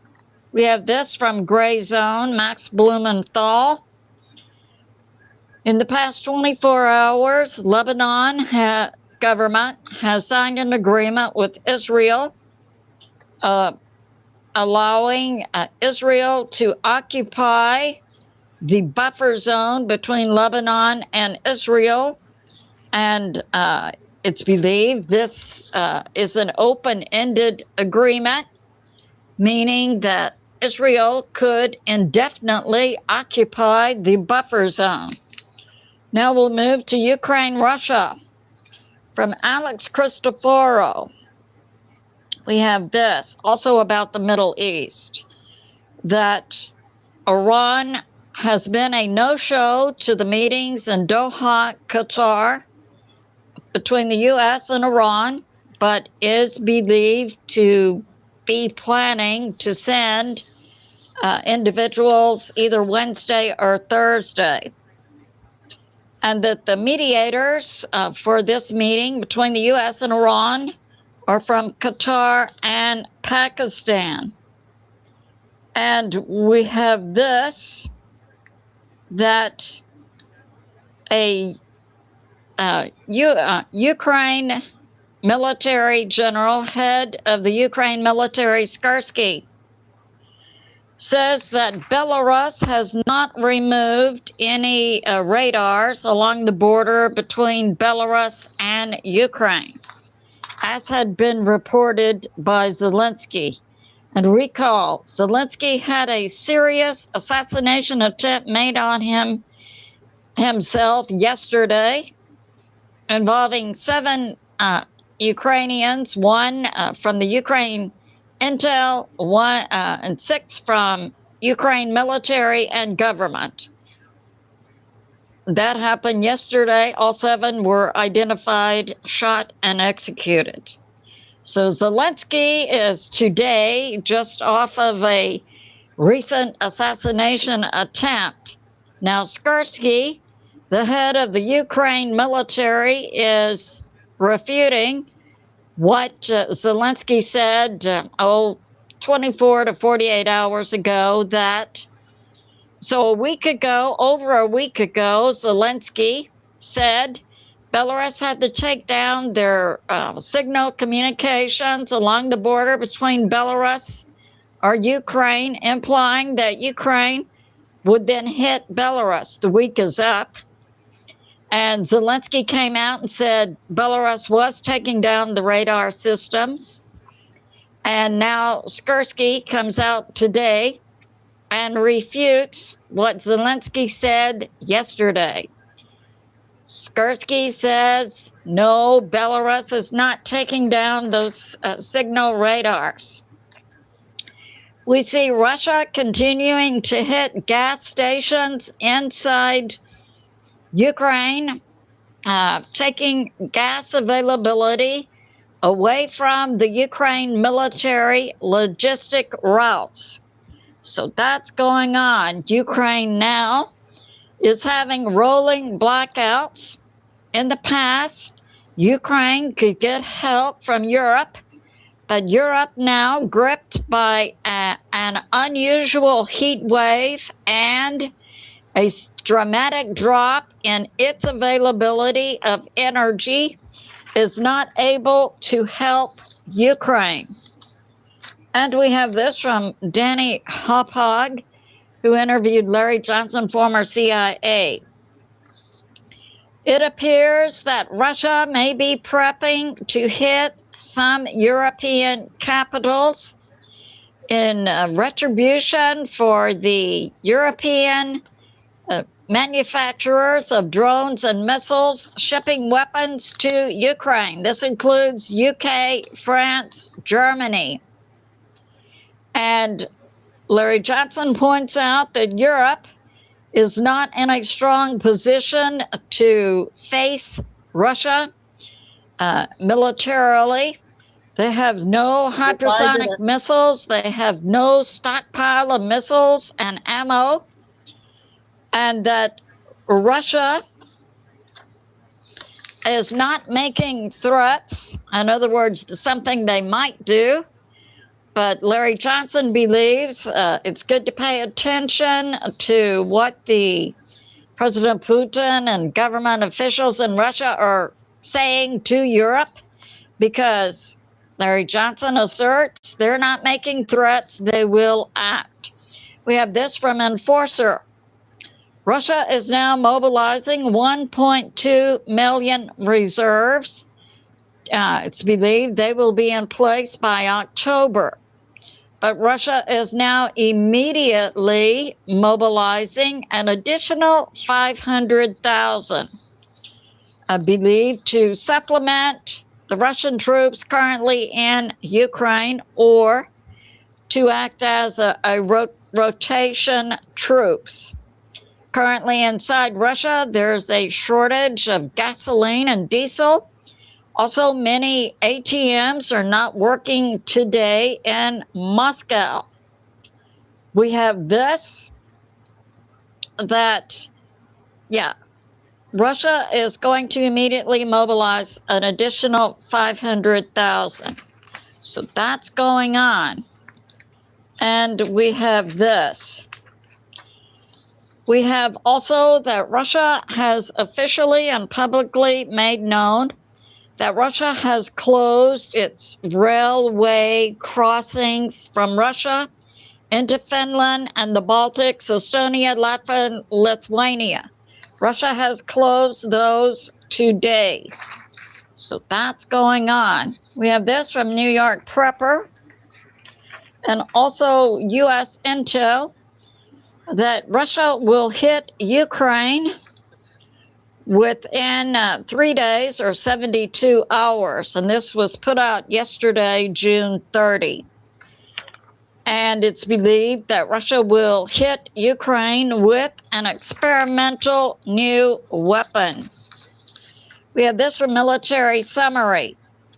Over the past 24 to 48 hours, Russia has had 3 breakthroughs in the front lines across Ukraine and is now moving from the front lines from Kharkiv, Sumy, along the Dnipro River, down to Droposilia, near the Dnipro River, and that Russia is moving now east of Droposilia.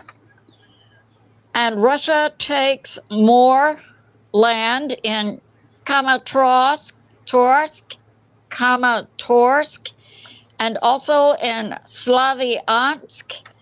And the Russian front line continues to take land which it can control, pushing Ukraine further west toward Kiev. So that concludes my update. And now a short prayer. Based on Isaiah 26, we pray, Father God, in the name of God the Son, Jesus, whom many call Yeshua, that you bless our cities with faith-operated gates for your people who steadfastly continue your covenant with your people in America. And we say thank you, God the Father, God the Son, Jesus, whom many call Yeshua, and God the Holy Spirit. I say to my family and friends, remain steady out there, continue to pray, God is in charge and he is on the move. I love you and I'll see you soon. Okay, that was last night, you guys. Some people might not have seen that. She hasn't come out yet today. So we are ready for the hour big video. Now, I don't know where Spa's at.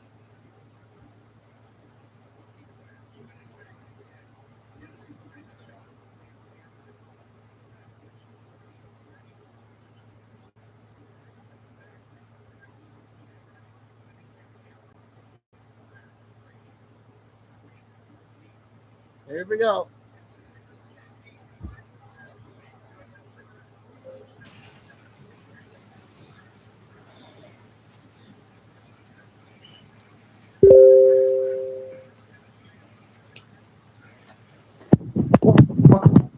Gentlemen, it is Mel from Mayhem Mel.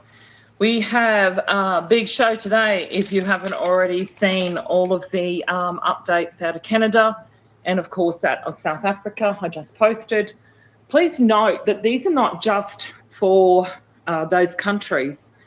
Take note of the private banking and this, that and all the rest of it as you progress and move forward with the onset of the greatest transfer of wealth occurring. It occurred to me just the other day that there's been a couple of things that we probably missed, I guess you could say.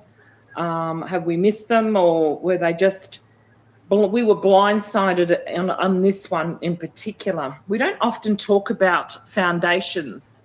So today, that's going to be my main focus. Now, what happens is that there's so many elements to this. We look at charitable trusts or non-profit organisations versus philanthropy/foundations. Depending on what goes on in your country is what you have to find in your country. Today, I'm going to be focusing on Australia and Australian foundations. Okay. However, as I said, logistically speaking, if you are doing a project or intend on doing a project in other countries, then you need to go and do your research as to what are the requirements for those particular setups as well. Okay, so first of all, Happy New Year, everybody. We are in a new financial year. Is this going to be the year? I think so. We also, before I get into that, red folders in Vietnam on the article that was posted by our beautiful admin. The red folders picture in article is very, very important. It's a must read. Okay, difference between a foundation and a charity, or charitable trust, I should say. First of all, let's define what is a foundation. And I left my stand downstairs, so you'll have to bear with me. A foundation is typically a legal entity established by an individual, family, or a company with the primary purpose of making grants to charities or for social purposes. So it's one to consider, okay? Foundations can be structured in various ways. A company limited by guarantee or as a trust. They have a broad philanthropic purpose and can be public, which means they can receive funds from the public, or they can be private, funded by individuals or families. As a legal entity, the foundation is managed by a board of directors. Imagine this, a giant nest egg with its own legal identity that can be wielded by a small group of caring people. These funds can be allocated directly to the persons in need or to the services that would assist them. What is a charitable trust? It's a trust that is set up to hold and manage assets used exclusively for that of charitable purposes. They do not have a separate legal entity. They operate through trustees. They are managed assets and operate based on trust deeds and stipulations. Okay? They are usually private and focus on specific charitable causes. An example of this could be you hold ownership of a property for the use or donate the rent generated by the properties to already established non-for-profit charities. Interesting perspective, isn't it? So these are the distinct differences between foundations and charitable trust. A foundation, as I said, is a legal entity. A charitable trust is owned by trustees. A foundation has board of directors, where a charitable trust has trustees and beneficiaries. A foundation has structured in many different ways, whereas a charitable trust is structured as a trust. A foundation is funded by public or private, where charitable trusts are private only. Foundations manage money, whereas charitable trusts manage assets. Foundations are based around votes in a constitution, and charitable trusts have a trust deed. So that's a breakdown of all of that. The question that we have to ask ourselves is, why would we have one or both, depending on different situations that we have? But what are the tax benefits? Now, again, I'm talking about that of in Australia, but you need to find what your benefits are in your country when it regarding to philanthropy or charitable trust or non-profit organisations or foundations in your country. But the tax benefits in Australia, both have income tax exemption. They have deductible gifts and GST concessions, and some may qualify for rebates or exemptions on fringe benefit taxes. That was when you do your ballroom meetings and things like that as well. Always note your legal obligations. Always know them, okay? You do have a duty of care, a duty to act in good faith, a compliance with governing documents and laws. You will be required to legally have proper management of your assets, and financial management must be managed, and charitable finances must have responsible and accurate records, reports, and remain viable.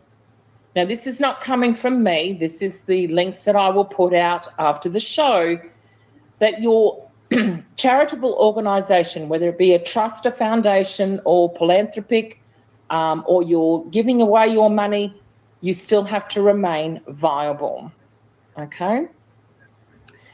Understand what the trust deed or the constitution says. Who are the trustees or the board members? Make sure you know how much active involvement in strategic planning and major decision making, the guidances and visions that you have, and are allowing yourself to be handled by other trustees and staff. Retain some significant control over the assets and decision making, and find the balance between the two for effective governance and compliance with legal obligations. So, as I always say, although we want to be charitable and we want to gift our money, this is other ways to also protect your donation as well, okay?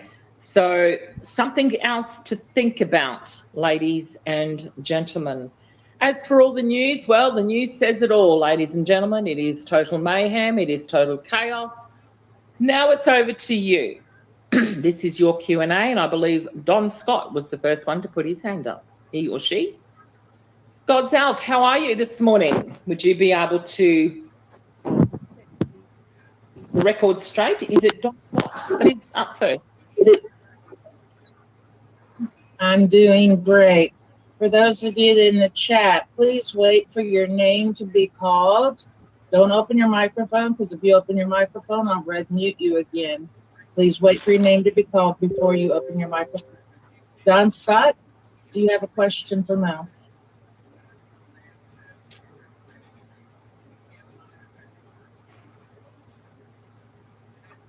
You can hit your big blue button and that will open up your microphone.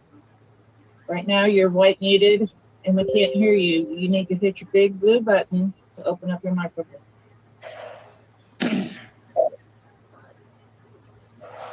All right, let's move on. Christy, I don't see her anymore, but Christy, are you still here? Did you want to have a question?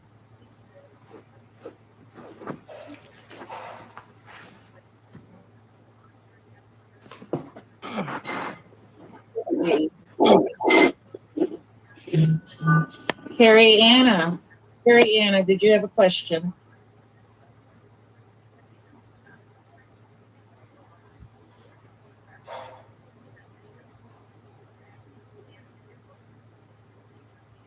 Hit your big blue button, that'll open up your microphone.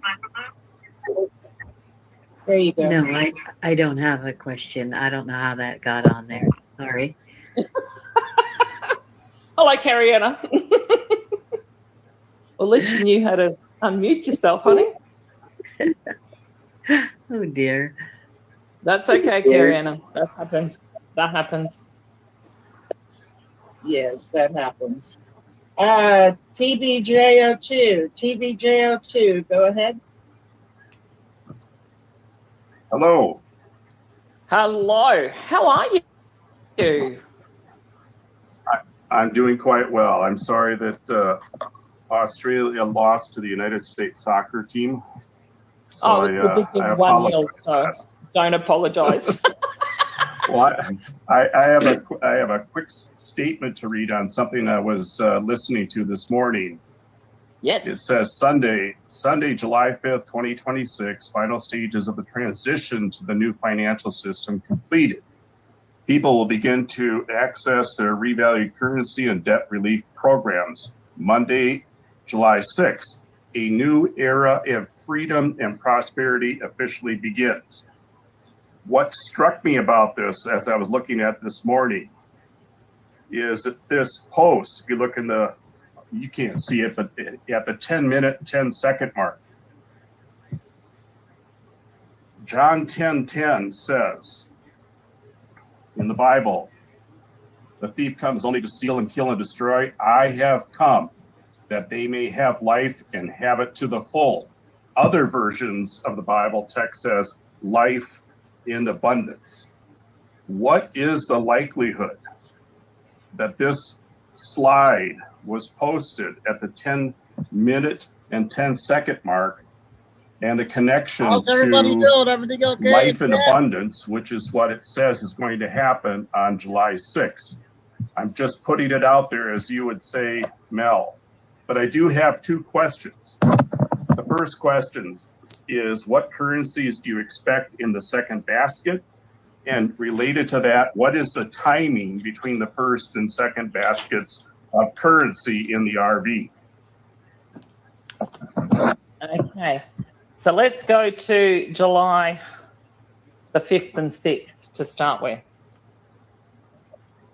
On July the 5th, several years ago, Elon Musk put out a post, and it was this misspell. Regardless of Elon Musk, though, it was to do with what do you guys think? Now, No, it's time. soccer ball, sock as in Christmas sock. Just putting that out there. That's one we will digest a little bit more on Sizzling Sunday. But just putting that one out there, yes, it is quite relevant, the 6th of July. There's a few things happening around the 6th of July, but again, we'll go through that on Sizzling Sunday. Oh, no, we don't do Sizzling Sunday. Friday, Finance Friday. Oh, my gosh. Here we go. Finance Friday. We'll talk about that on Finance Friday. There is a lot of things happening around the 6th of July, and we will endeavour to break all that one down. What's in the first and second basket? There's been always speculation about, I think there was 12 or 16 in the first basket. If there was to be a second basket, I think it would go pretty much at the same time, if not directly soon thereafter, or possibly later in the year. But those ones in the second basket are the ones that I'm watching right now, which is, of course, I mentioned in the show today about Ghana, the African nations, their local currencies. Afghanistan is certainly one to watch. Is it ready? I think it is ready. Afghanistan, I think, is ready for the first basket. A lot of people will beg to differ that. I think the infrastructure that they have put together, that will include also Pakistan and things, this, that, and all the rest of it. As for the two baskets, TBJ02, I'm wondering that, is it quite possible, as I said, that they actually link a lot of these together, as in, as I said, the reals come together, the dinars come together. They can certainly peg with the technology that they have put in the infrastructure, they could certainly peg. And I'm pretty sure, as I said, Liechtenstein is another one. It's a little top secret one, but don't dispute Liechtenstein. Billy, There's a new lot of stuff video goes in just the came background out, there. guys. 16 So minutes. for those in Germany who are looking for an scapegoat, Liechtenstein is definitely one to have a look at. There's quite a few currencies. As I said, I did touch on a couple of them today in Ghana, Nigeria, Ethiopia is going to be strong, and certainly don't forget Egypt, the Egyptian dinar as well. We haven't touched on Egypt for a while, but believe you me, the activation of the pyramids in Egypt just recently, the solar flares that we got hit with, I know I certainly did just a few days ago. It is all looking like it will pretty much go at the same time. As for baskets, as I said, they will peg whatever local currencies that they are not ready in the actual first basket or first round will come into play towards the end of 2026, if not 2027, those smaller countries that are still building their infrastructure. But the major ones that we talk about are still, of course, the Vietnamese dong, the Iraqi dinar, and Indonesian rupiah. They're your top three as well. But don't be disappointed about Turkish lira as well. Don't dispute that one. And what other ones did I have a look at? Gee, it's been a while since I bought currencies or actually looked at them, but I think they will all go pretty much at the same time. If they don't get reinstated, they will certainly have a revaluation or a NIA, which is a nominal exchange rate, and that will support them until such time as they have a reinstatement or their country has been rebuilt or restructured. They may have a reinstatement of their currencies much later on once they restructure the country. But yeah, it's going to be a multiple of layers, I believe so. But anyway, who's up next, God's Elf? One back to Don, Scott, or Kevin. I don't have any other hands raised. People, if you have questions, please raise your hands. We're only Kevin. Hi, Mel. Hello, sir. We had a special meeting the other day. What a bonza show we had together. It was awesome. And good to have you back. Good to have you back. Just had one question. There was a post I saw earlier today regarding rates. Some stated rates based on different countries and Venezuela. Just want to know if you could expand on that at all. Well, like I said, Venezuela's is a tricky one. It's kind of like, I still haven't seen it on the screens yet. We saw Iraqi dinar come up. So many digitals, there's Soblanos, there's Bolivars, there's so many currencies within Venezuela's. Do we get to see how that unfolds? As I said, I believe Venezuela's is going to be pegged to the New Zealand dollar. Just throwing that one out there, Kevin. Just throwing it out there. Well, thank you. So interesting. As I said in TBJ02, these things will connect to or be backed by other currencies with trade and things like that as well. But Venezuela's, I saw it being pegged to New Zealand dollar, or would have been during COVID times, to be honest. So there you go. Thank you. Wait and see. My pleasure. Absolute pleasure. Yeah, we are. You have a good day, sir. You do the same. Thank you. Cheers, buddy. God's out. 40 minutes. See you, mate. Christy, did you have a question? Christy?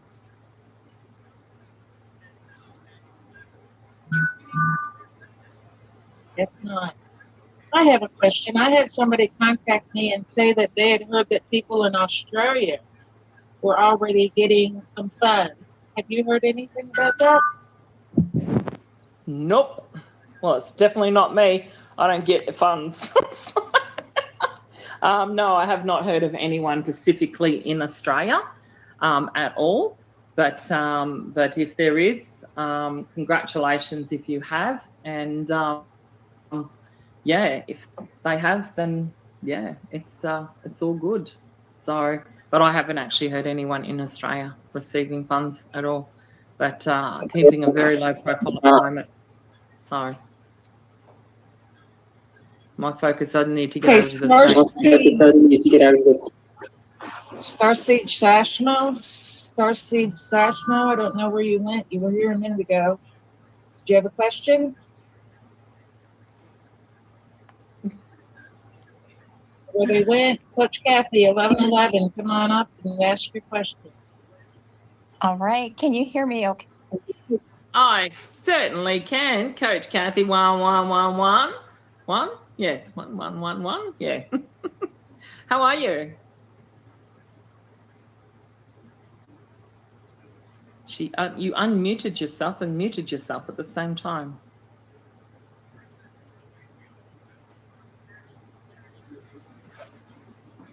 Okay, I think I'm back. You're back. Go for it, darling. So several weeks ago, you brought up something that I haven't heard you mention, and it was kind of casually shared, and that's Chinese railroad. Oh, Chinese railway bonds. Is that what you're talking about? Did I say that? Yes, I did, actually. That was connected to, I was actually talking about this the other day. We were talking about, let me find my notes and let me reiterate without saying too much. That was regarding, I did see it just the other day. I did discuss it. It was on Finance Friday, I believe. And what I was talking about was the connection between, I did see it. Just hold on one moment, because it is something that someone else brought to my attention. I had a little chuckle about as well. It might have been back further. You can hear my notebook going 10 to the dozen. That's what it was. This was connected, Coach Kathy, regarding the Zimbabwe trade. So Zimbabwe have actually done some type of trade deal with China, and it's to do with a Chinese railroad. Okay. Now, Coach Kathy, I want you to think about this. We've also seen in the news articles that were just posted this morning regarding what we call new green bonds. Okay. And what I was referring to is that Zimbabwe and China connecting via a railroad, this is to support their currency. There will be bonds that will be sold inside of Zimbabwe as well as China. These are your new Chinese Zimbabwe bonds, new ones. Okay? And I want you to think big and think currency. What TBJ02 was referring to was there's not really, I don't call them baskets. I think this is going to be an ongoing reset. So as I just said, as countries become established, developed, they may have another reinstatement or a reset. And that was what I was casually talking about, Coach Kathy. So I hope that makes a little more sense. Okay. So are you saying that what I'm holding is not going to have any value? No, I did not say that at all. No, I'm talking about new opportunities. What you are holding, Coach Kathy, is perfectly fine. What I'm saying is to remain viable, there is other opportunities becoming available. This is why we are educating you here, so as that you remain viable and look for further opportunities. What TBJ and O2 was saying, he was asking the question that there is going to be baskets or possible other resets later on. Okay, and that's what I'm trying to educate you with, honey, is that there is going to be other opportunities. And that's why we talk about trade. What you hold is perfectly fine. I'm not saying they're not worth anything. Do not misunderstand what I'm saying. It is an opportunity. And that's what he was talking about. TBGO2 was indicating what other opportunities are there going to be. Okay. I love it. All right. Thank you, my dear. Appreciate All right. I hope that makes sense. I do hope that makes sense, Coach Kathy. I don't want you to disappear and think that I'm not implying that what you hold now is not valuable, but there is others that are going to be as valuable as well as I said, we go through this constant reset. I think it's going to be a smooth transition. Okay, darling. Thank you. Thank you. That's all right, sweetheart. Love you. Thank you. God's out. Who's next? Okay, for the last time, Christy, did you want to ask a question? Because you re-raised your hand. Did you want to ask a question, Christy? Hit the big blue button to unmute your mic. All right, we're moving on. Cindy D, did you have a question? Okay, we're halfway, you guys. 30 minutes. Yeah, I sure do. Hello, Cindy. Hello. How are you? I love listening to your milk, and I've got some stuff that I need to have your input on. I know of two families, and they've got next door neighbors. They've got listening devices and items to get into the homes. They're listening to the older people. They're coming in and they are going through their places, and they are taking coins and everything. And if you have this with mobile units, are they going to have equipment where it's going to block them?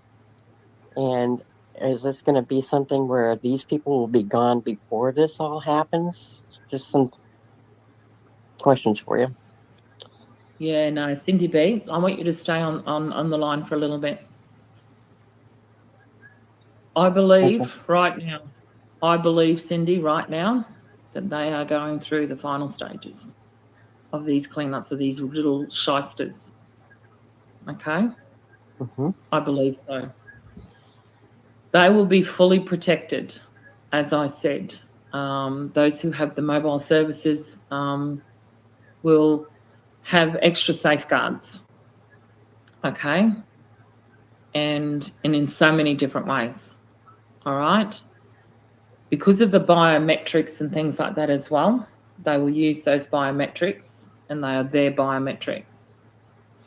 They will be given extra time to also be able to go through the process of setting up their phones or their tablets. There's, like I said, there is plenty of education that goes on in the background. So to support the safety and security of all of those citizens who are going to be in areas of listening devices and things like that as well, they can actually ask the people coming to do those redemptions to have them removed, or they can mobilise them into a soundproof room and things like that as well. There's plenty of things, if they feel necessary, there is things that they can do to block those those sounding devices through EMFs and things like that as well.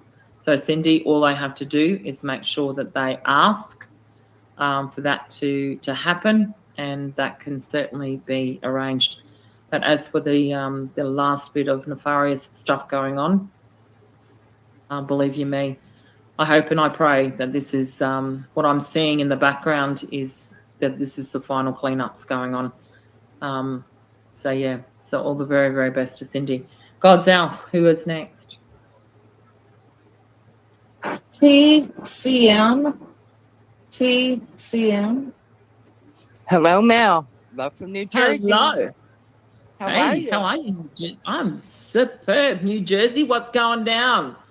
Well, today there was a little blurb on one of the channels where Trump was speaking and at one of his rallies. And he said that it was going to be 107 on the 4th of July. It was going to be hot, hot, hot. And he was going to have a very long speech. What do you think that he's trying to do and say? Well, 107, that's a 17 marker, isn't it? As I said, what's he going to be talking about? Look, so often he's had an event pop up and we keep thinking, oh, it's going to be this or it's going to be that and this, that, and all the rest of it. As I said, at some point he will have to say something. Let's put it that way. He will have to say something at some point. What's it going to be? Is it going to be, like I said, there'll be comms in it. It's going to be for the ears to hear and the eyes to see. There's going to be opportunities within the next 24 to 48 hours after that speech. I think he's going to have to be safe and secure before anything was to be injected. We are looking at around about the 6th of July for some type of release, have opened up the floodgates, so to speak. Does the EBS actually happen at that event as well? Hot, hot, hot is 1, 2, 3. And 1, 2, 3 tells us it's let's go time. So whenever there's a repetitive thing of hot, hot, hot or 107, it means that Q is about to get very, very hot. And you're going to see a lot of things happen, I would say, after the 4th of July. The Australian update is going to be very, very interesting because there's a lot of things that are now coming out. So I'm going to use Australia, all the Australian news as an example of what was actually released on the 1st of July, okay, and the different changes within your actual system. So be patient, ladies and gentlemen, because as of the 1st of July, we have this new financial year or quarter. In some countries, they do them in quarters. Allow this time for the system to be updated and upgraded to the onset of your tax cuts. They will beta test the system so that you'll probably find a few glitches this week. We saw massive glitches in the banking sector just last week, which caught out quite a few people in scams and money laundering and that as well. So I want people to sit back and relax. I always say on my show, it's often a process of anywhere up to 72 hours after an event that we actually get to see or get clarity of what is actually going on after the event. So after the event has actually occurred, like I said, the 6th of July moving forward is certainly thing. What he says on the 4th of July is anyone's guess. We will wait and see. We will digest it. That brings us, I think, up to we might do a Moments with Mel on the Monday and discuss it about the 4th of July. And we will go into what the expectations are. Of course, as in Finance Friday, we'll talk a little bit more about the fundamentals that back up and support this 6th of July rumour that is floating around. Let's put the rumours to bed, but July the 4th, like I said, we will wait and see. So, God's Alf, who's up next? Mimi Spirit. Mimi Spirit. Oop. Hello. Hello. Hello. I finally got through. Hello, Mel. How are you? I'm very well. Hello. Oh, good. Yeah. Look, I'm just wondering, what is the procedure for pensioners with Centrelink when the RV comes through? You know, we'll be under NDA, so what do we do? Do we contact Centrelink and say that we no longer need their services, or do you have any idea on that? Well, the legalities are you must notify them within 14 days. Okay. And yeah. what happens with your NDA? What do you mean what happens with your NDA? The NDA, sweetheart, let me explain this. Yeah. People get so construed with this NDA that, oh, but how do we speak to Centrelink? You can. Yep. You are obliged legally to let them and notify them that you have received a wealth transfer, or you can say that you inherited some money. Yep. You just have to find another way of going around what you've just done. You have inherited some money to the amount of $1.5 million, whatever you want to tell them. Yeah. You do have to inform them within 14 days. You must follow the protocol and the legalities of that. But you no longer require their services. They'll give you 3 options to opt out, and then you go through that process. But won't that be good to be able to do that, guys? It'll be wonderful. It'll be absolutely wonderful. But it has sort of bothered me. How do I go about this? What do I do? No, so that's okay. Yeah, you just tell them that you inherited some money. Fantastic. So thank you so much, Mel. Thank you. My pleasure, honey. My little honey bunny, Minnie. Oh, what a beautiful, beautiful name. Who's up next, God's Elf? It'd have to be Tom, surely. I'm gonna try.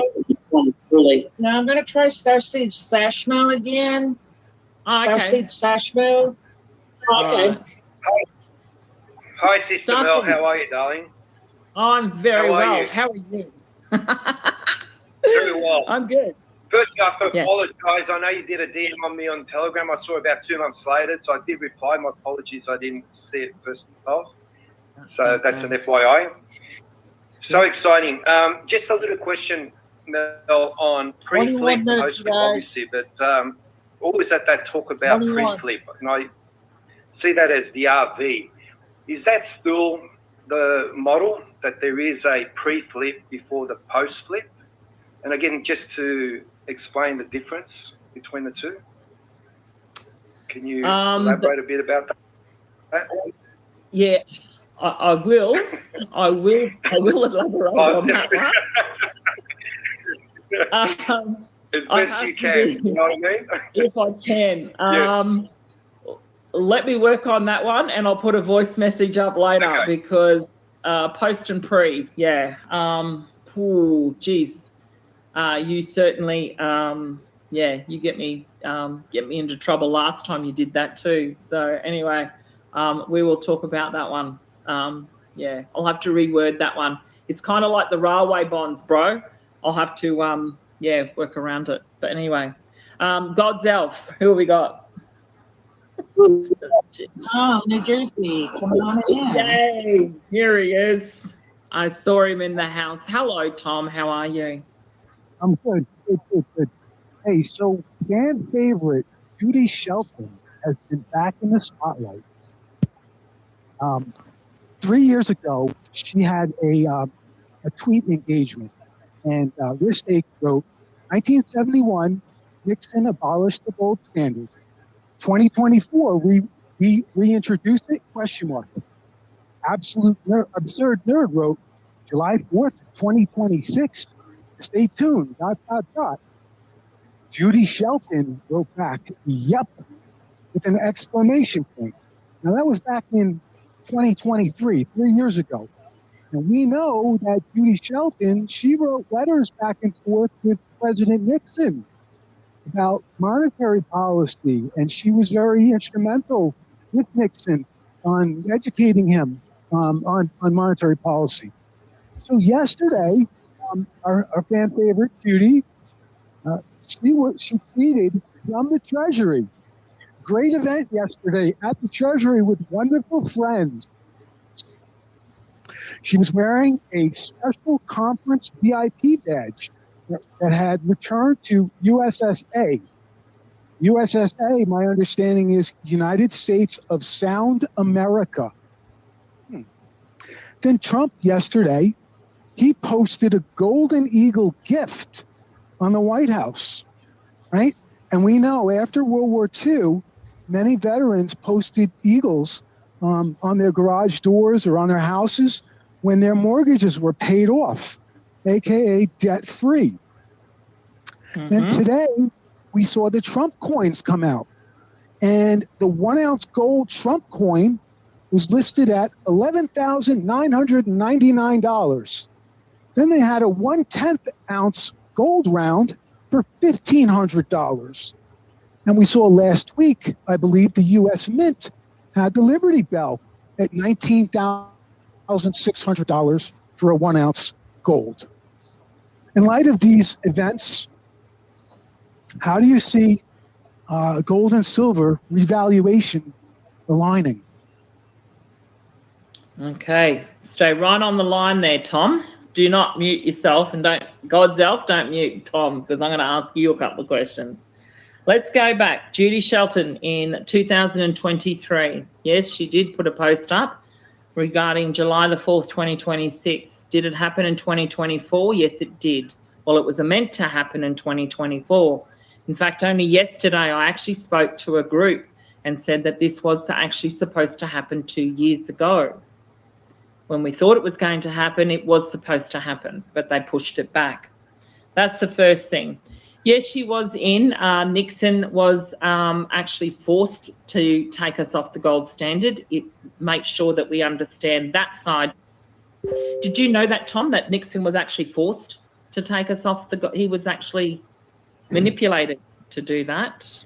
Well, when the Charles de Gaulle brought the French warship into the Hudson and pointed the cannons at New York City, it put a little bit of pressure on Nixon to just a little. Yeah, to give up the gold. Just making sure that I'm just giving everyone the perspective of, please understand, Nixon was all for it, and Judy Shelton was back in the background behind all of that. As I said, the very important meeting at the Treasury. Let's go there, Mr. Tom. We did say that the 30th of June going into the 1st of July, was the US debt completely wiped? Did we go debt-free yesterday? Do you think so, Tom? You know, the indicators certainly seem very positive. They certainly do indicate. So the Gold Eagle gift from World War II. We have just completed World War III, Tom. Does that get excited? Yes, it does. We have completed World War III. Debt-free, the Trump coin. Let's go to the prices. The $11.99, $11.99. It's almost like the beginning and the end. You've got the 1.1 and the 9.9. You can also put in the middle there the actual 9/11 event. The 9/11 event was never going to happen. In fact, I believe this is your EBS, ladies and gentlemen. Wow. Okay. So let's put this into another perspective. The Trump coin, 1 ounce, $11.99. As I said, beginning and the end. We have the 1500, wasn't it, for the 1/4 ounce gold, was it? 1/10 ounce. 1/10. Oh, 1/10. Oh, my apologies. 110 is 0. Okay. And of course, the other Liberty Bell, which is 19.6. If you were to take the calendar on the and flip the 196 to 619 and you added the 13 days difference, Tom, what does it give you? Help me out, Mel. Say that again if you want. Well, it gives you the 1st of July. Okay. Okay. So numbers mean everything. In fact, there was an article that we posted this morning, Tom, about how babies can actually see numbers. That's how they numbers are it, ladies and gentlemen. So, Tom, you there never you go. cease 11, to again. surprise me when you come up, and a very, very special thank you. I hope you appreciated, Tom, also that I reposted your thoughts on a particular article just recently as well, how you broke it down. I appreciate that. Thank you. That's very, very awesome stuff. And this gentleman, ladies and gentlemen, the reason I'm keeping him on speaker is because I just wanted to say a very, very special, you are a very special VIP to me. And the gift, it keeps on coming. Let's go finally back, though, to the USSA. All right. So what does it actually stand for? United States of Sound America. Sound. Sound. Yeah. What is sound, ladies and gentlemen? Frequency. Did we just change the frequency? Because I can tell you now, the energies that I felt the other day, I don't know if everyone else is feeling them, the frequencies in the Sound America. What does sound also mean? It means that you have stabilized, as I said. When you talk about the Treasury VIP and the return of the USSA, means that you are now sound. You are flatlined. Your debt, ladies and gentlemen, you have now started from zero. Congratulations, United States of America. You just hit 0 day. So 0 day was the 1st of July. We will wait and see what happens, Tom. I look forward to catching up with you very, very soon. And yeah, so thank you so much, sir, for all of your integrity in your deep dive and your information towards me. I appreciate you muchly. So thank you very much, Tom. May I ask one other thing? Yes. May I ask one other quick thing? So Judy, I believe, she's known for being a proponent of 50-year gold bonds. How do you see that? Do you see that playing a part? Yeah, absolutely. And as I hinted before, Tom, there's more opportunities coming. We're seeing green bonds in many countries. This isn't to do with the old green climate change thing. This is for your new carbon credits for your farmers, and encouraging the new NASARA Act also got implemented as well. So, Tom, all of these new green bonds, 50-year gold bonds come into play. Yeah, Gotcha. the gold bonds come into play. Okay. So, Awesome. yes, Thank I'm you. talking around it here. I'm talking around it, but you get the picture. All right, Tom, it is an absolute pleasure and honor, ladies and gentlemen. Thank you. Thank you so much for Tom. So, God's Elf, who's up next? I just want to second that. Thank you, Tom, for everything. Mrs. C. Yeah. Mrs. C, did you have a question? Yeah. She's always got a question. Mrs. C, come on down. Hi. Hello. Did you listen to my South African news before you started the show today? Wow. It's exciting. Really, really good. Right? Everything is coming right. It is. It's great. Yeah. It is very, very good. I just wanted to, it doesn't like, it's not as exciting as everybody's been talking about now. But my pension that I'm on, I got an email today. It's going up 8% as of the 1st of July. Exactly. So and it's, yeah, that's awesome. Yeah. That is so awesome. But is that something that I would have to give the 14 days notice? No, that's no. No, definitely not, darling. What we're talking about there, Mrs. C, was when you've done your redemption and you'll become wealthy, then you have to notify them of the pension. But it may be different in South Africa. This is what I'm saying. This lady was from Australia. Mimi was from Australia. So please check what your requirements are in your country. I believe you are still going to remain with your pension for quite some time. So you'll become wealthy, hun, but like I said, with the private banking and that we do over there is a little bit different.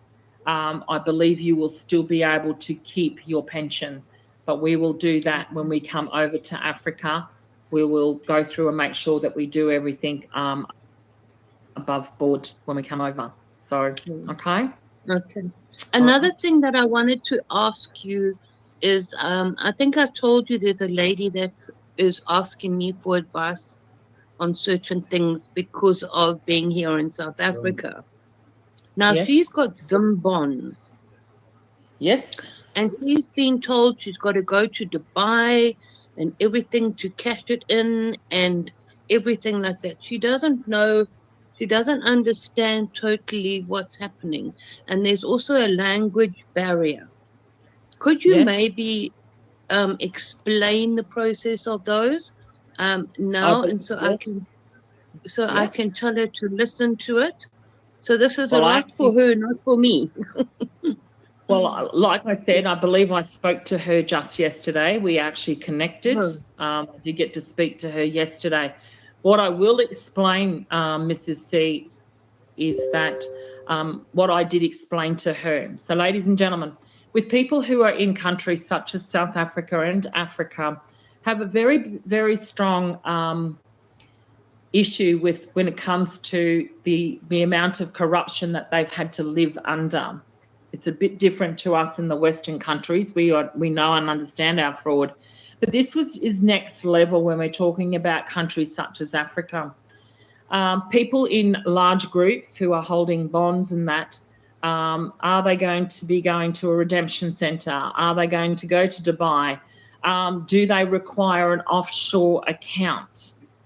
This is all part, as I explained to people, why it is so important to take the links that not just because they are South Africa, they are also important to you. In fact, one of those private banking articles, I'm going to repost again after the show. You need to have a read of that and understand the importance of not just private banking as well.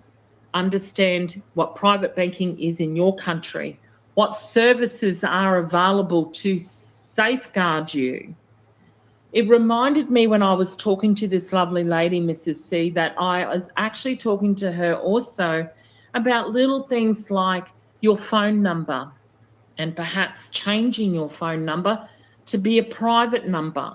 You can do that. You have to just ask your telecommunications provider that you would like your number to remain private. There is other ways you can do it already by using a hashtag #006 number before you dial out and all of that kind of thing. But once the funds have arrived in your account, there is that chance or opportunity for you to also change your number or put your number as a private number. This is all to do with privacy. We get so caught up often about our NDAs and things like that as well, but the opportunity is there for you to also think about what are the safeguards that I can do to help keep me private, okay? And if that requires you to restrict your number to private numbers, as well as private banking, these things are specifically designed, and that's why today we spoke about foundations working outside of the system so as to eliminate any possibilities of all of that. So I hope people get to understand the gist of all of that. But I did happen to speak to that lady. We spoke at length regarding if you are already part of a group and you are holding extra currencies, please take those currencies to your paymasters or your admiral groups along with you, so as you don't get that thought process of I'm double dipping if I'm going to redemption outside of my paymasters. No, if you are already registered into a group, these are called bond groups, paymaster groups and what have you, you are SKR'd, please take your currencies along to those you can take them along to those events or pass them on to your paymasters. and they should be able to put that all through together at the same time. Okay, that's my understanding. Please ask the questions in which group you are in or who your paymaster or facilitator is. You need to ask them, if you're holding extra currencies, can I put them through at the same time, so as not to, you know, feel like you're double dipping or anything like that. So many questions like that as well. Anyway, God's Elf, enough of my dribble. Who else is next? We have 2 more and then we'll be at the hour. 84702. Absolutely.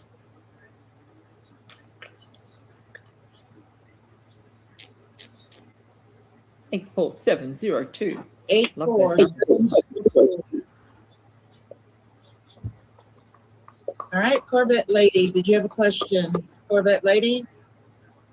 People, please stay by your phone if you've raised your hand. Corvette Lady, hit that big blue button. Is that Stingray? I hate it. It has something to do with that.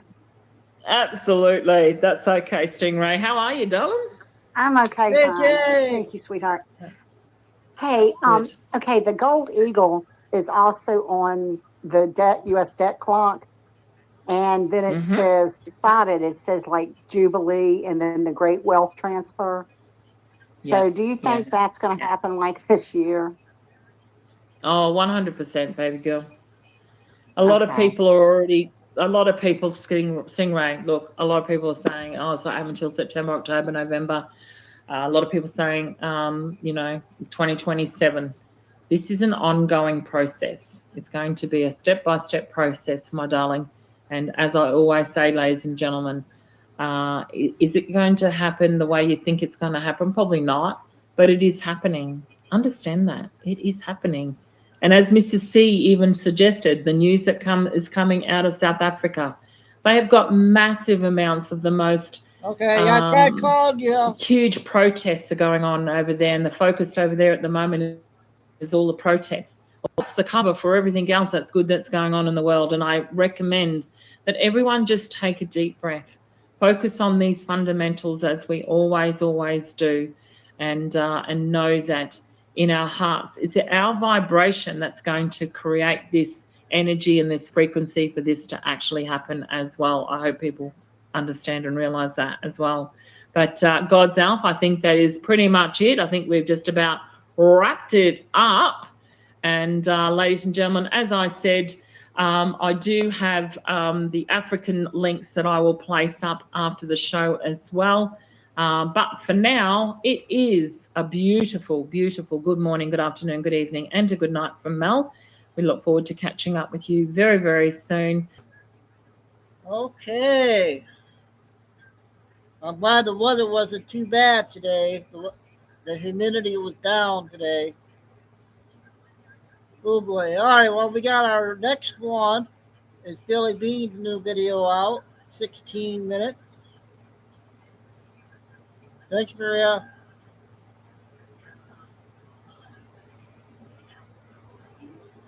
Find her new one that just came out. Wait.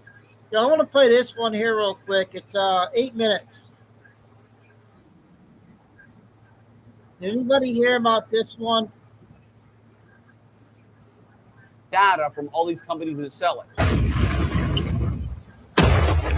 Here are 3 reasons, real reasons, that so many data centers are being built right now and exactly what you need to do to protect your privacy. I'm a former CIA officer. My name is Jason Hansen, and I'm sure you've seen all the stories about data centers going up all around. Google, Microsoft, Amazon, the federal government spending billions of dollars, millions of square feet. These data centers are popping up like wildfire, right? Here's what you don't know and what most people don't know and what you need to know to protect yourself. By the way, this video is sponsored by Delete Me. More on that in a second. All right, reason number 1, they're building so many of these data centers is obviously AI. It's taking off like wildfire. And guess what? This is what most people don't realize. A single AI query is uses 10 times more energy than a Google search. Get that. When you're going in an ad, when you're searching, prompting, do whatever the heck you're doing, asking it to plan a vacation or where to take your next vacation, 10 times more energy than a simple Google search. And of course, very many people, almost everybody is using the AI these days in one capacity or another, and it's only going to increase. So that all that energy, and guess what? What they're doing when they're building all these data centers, when they're using all that energy, is building a pattern of life on you. They know where you shop, what you like to do, where you vacation, your home address, where you travel to, everything about you. And all that information, again, it takes power, it takes electricity, it takes storage, which is why these data centers are going up like crazy, is because they're building a whole pattern of life around you. And I'm going to tell you in a minute why this is going to get really, really nasty, and why Google and Microsoft and Amazon are doing it, and why the federal government is absolutely thrilled that all these big corporations are doing. So that's reason number one. Reason number two is what I just said about the federal government loving that Microsoft, Amazon, etc., Facebook are building all these, because the federal government doesn't have to spy on you anymore. The federal government doesn't have to put in the legwork. All these companies do it for you and sell the data to the federal government. So, the U.S. government spies on Americans. We know that. That's not anything crazy. But a lot of times they have to get a warrant. It takes more, if they get a judge to approve it, if they're doing it legally, of course, and it takes more effort. But now they can know everything about you. They don't have to go through all that legal paperwork, all that legal rigmarole. They can just buy the data from all these companies that sell it. So, of course, the Verizon, that all these companies claim they're not selling your data, but they are. That when your Amazon Echo is listening to you in your house and finding out exactly what you like to do, where you like to shop, hey, are you pregnant? Are you not pregnant? And then they feed that information. And then you go to Target, which was that famous story about the girl who started getting coupons for being pregnant. Her father was like, this is inappropriate. We're going to find out his daughter was pregnant. So the federal government loves all these data centers being built, loves everything that's going on, because they know that these big corporations sell the information to them, and they know everything about you, which is, of course, not good at all. Reason number three is that your data compounds over time, meaning they continue to build a lifelong profile. So yes, it's valuable today, but guess how much more valuable it is in next year, 5 years, 10 years, 20 years, and so on, because it keeps building that pattern of life over and over and over again, and it gets to know you better and better and better. So just imagine what a child born today, like, it's frightening, because I have 8 kids, of what, if they do it the wrong way, what the federal government, what these big corporations are going to know about them by the time they reach age 18, by the time they're 25, by the time they're 35, that pattern of life and all that, and how much more valuable that data becomes. And again, they sell all of it to the feds. The feds have spent tens of millions of dollars buying this data. It's all legal to do from these corporations. So how do you stop it? What do you need to do? What do I do as a husband and father of 8 to make sure that my family's protected? Well, I'm going to tell you a few very quick reasons anybody can do this. Way number one is I use a company called Delete Me. As I said, they're sponsoring today's video, but I like them because what they do is they go into these data broker websites and they remove your information for you. So you could spend 24/7 trying to remove your information from the internet, spend hours and hours, would be a pain in the butt. I know how to do it, but I certainly don't want to spend the time doing it. Delete Me does it for you. So every time somebody tries to sell your information, it pops up. Delete Me removes it. It's harder for them to gather information, which is why I like them. If you want to use Delete Me like I do, go to joindeleteme.com/Hansen and use code Hansen for 20% off your plan. So basically, as I said, these data broker websites feed your information to the system, your name, your address, your phone number, your daily routine are on dozens of websites. Anybody can search them. Any government agency can buy them. Any AI model can scrape them. And Delete Me finds every site that is publishing your information and forces them to take it down. So again, joindeleteme.com/Hansen, coupon code Hansen to get 20% off. I recommend them. I use them. Okay, what is solution number 2? Start moving away from standard devices. So think about everything you use. Think about the phone in your pocket. Think about the laptop you're using, right? Think about the internet search you're using. Well, there are ways we can protect ourselves. So as far as browsers, Brave is a good browser. DuckDuckGo is a good browser. A VPN, a virtual private network on your phones and on your computer. Those are good ideas. Most people don't do them, which is why most people are so easy to hack, so easy to find information about. But these are simple things that everybody can do. You can use a different internet browser. You can put a VPN on your phone. So that's simple stuff that I recommend. Again, that doesn't take a lot of time and all that kind of stuff. So start doing that. You don't have to do it all at once, but just think about, hey, am I doing, I'm doing an internet search. Do I really need to go to Google, or is it something where I want to go to Brave, DuckDuckGo? Just do this stuff. It's easy. Okay, so what is number 3? Number 3 is to slowly get your quote-unquote off-grid plan together. What do I mean by that? Is there's a million weirdos in this world. There are psychopaths. You don't want them to know your home address. So this number 3 is more of a long-term plan. It takes time. For instance, I have never had anything delivered to my home. No Amazon boxes, no pizza, nothing. I use a UPS store, I have mailbox, etc. That is where all my mail goes to. So start putting that into place. Don't have stuff come to your home address. Don't have your Amazon boxes go to your home address. My license, my driver's license does not have my home address. So you need a physical address, which is a UPS store. You can't use a PO box like I used to use back in the day. But think of all this long-term stuff. We've heard the horror stories about some YouTube influencer or Instagram or whatever, and some psycho shows up on their doorstep. You don't have to be a YouTube influencer. You don't have to be an Instagram famous person. There are just too many crazies in this world, whether it's a psycho coworker or somebody you go on a date with. So start removing your address when you can. Start using mailboxes, etc. That good stuff. Also, start preparing so you're not so reliant on everybody. Have your food storage, have your water storage. Also, huge thing to make sure you're not hacked is you can do is freeze your credit. Go to the credit bureaus. You can do this online and put a freeze on your credit. I've had my credit freeze for over 20 years now. So if somebody does hack your information, meaning the next time, let's just say Walmart, Target, Home Depot gets hacked, there's a big data breach, well, you're going to be safe because if somebody goes and tries to get a mortgage in your name, if somebody goes and tries to open a bank account or gets a vehicle loan or whatever, your credit is going to be frozen. It will not allow them to do it. So definitely please get a credit check. The world is not getting any safer. Our privacy is being more compromised each day. The steps that I just told you in this video are easy. Anybody can do it. They're baby steps, but please start doing them. If you care about your family, your kids, your grandkids, you're going to do this small stuff. Like I said, I'm a former CIA officer. If there's any way I can help you, if there's anything I need, give me some comments and I'll try and help you best. But please take your privacy a little more seriously, and God bless you. Jason is his name. Shout out to that channel. I wasn't sure if that was good or not. Okay, the newest Billy Mean that just came out.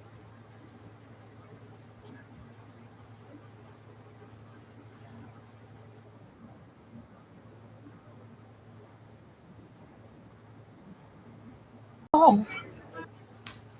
Welcome to Truth by Billy Bean, July 2nd, 2026, time in Texas, about 3 p.m.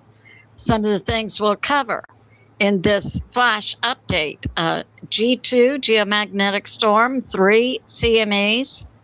Ilhan Omar is now being tied directly to Minnesota Somali fraud to the tune of $250 million. Wow. President Trump, like a fox.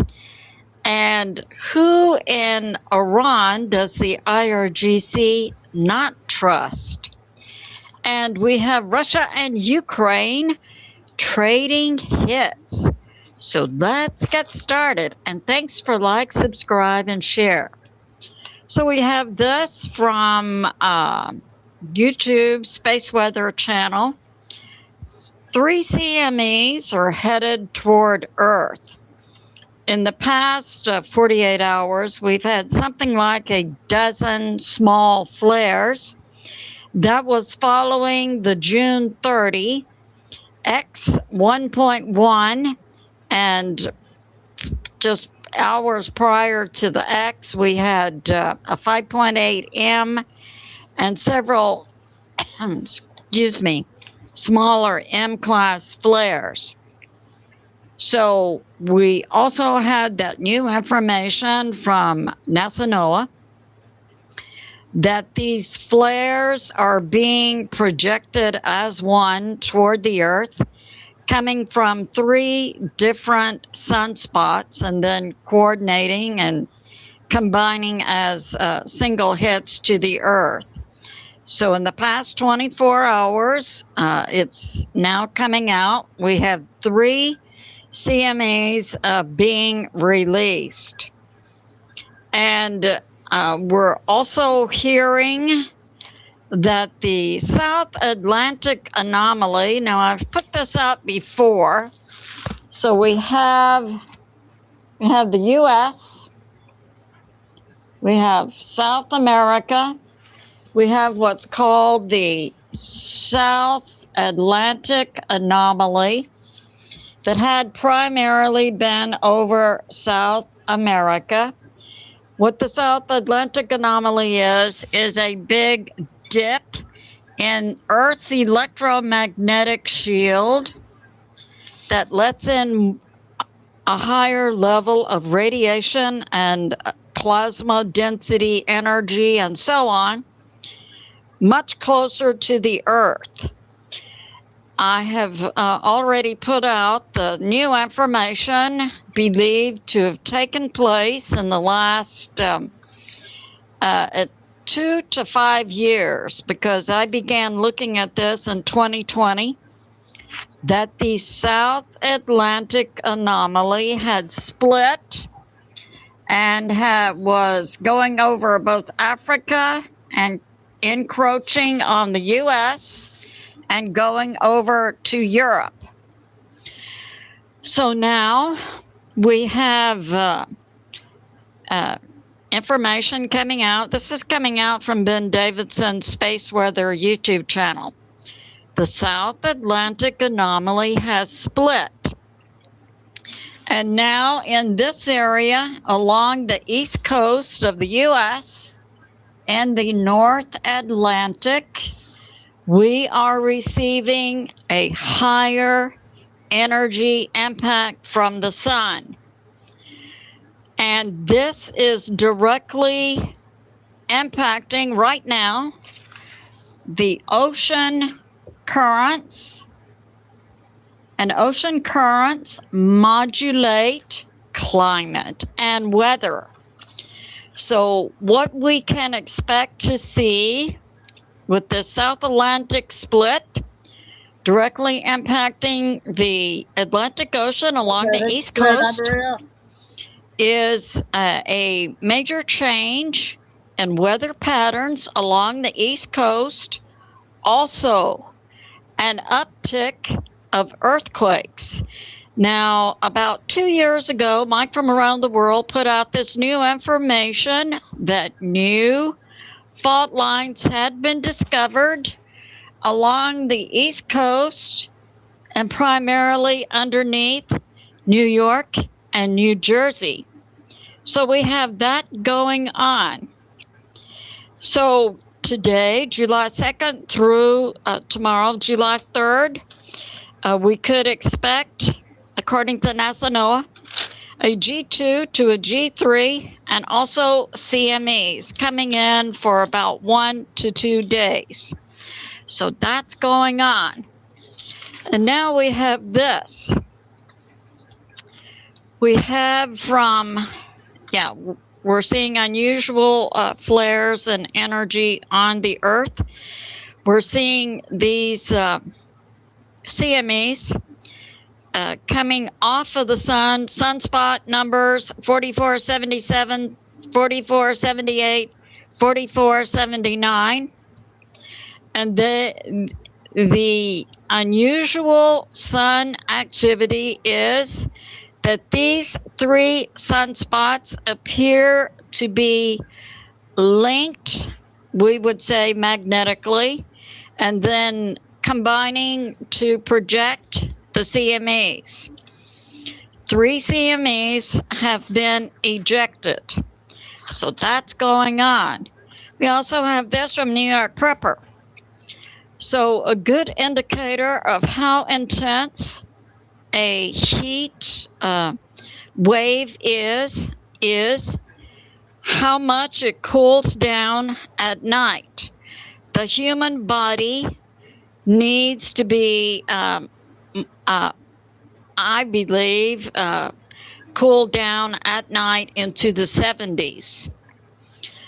Because the science studies I looked at a couple of years ago indicated that new information was that the human body health is impacted at 87 degrees. The human body requires If I were him, I'd bundle my home and auto and pick up the real victory, savings. Are you talking about bowling? No. Cooling down of at least 20 degrees at night to adequately maximize human health. So if we're impacted at 87, then we would require a cool down at least into the lower 70s at night. So New York Prepper puts out last night 10 o'clock at night. Temperatures in Dallas, 88. Detroit, 88. Chicago, 84. So we see this is not only a dangerous heat wave in the daytime, being outside, but also at night, and requires, air conditioning to cool down the body. So that's going on. And we had yesterday a warning from information coming out from the U.S. government, Department of Energy, which has issued emergency orders to all power grid companies across the U.S. that they can ignore regular environmental controls and simply maximize the power grid. So that's going on. And now we have this. Stephen Gardner. Oh, this is good. So the FBI went 8,000 miles to arrest a Minnesota Somali fraudster who defrauded the U.S. government in a COVID child nutrition program dating all the way back to 2020, $250 million. His name is Adakim Edlef. Edlef is his last name. So he's been arrested in Somali, and he's being brought back to the U.S. To stand trial. Now, associated with this Minnesota Somali fraudster is Ilhan Omar. Direct information is held by the Department of Justice.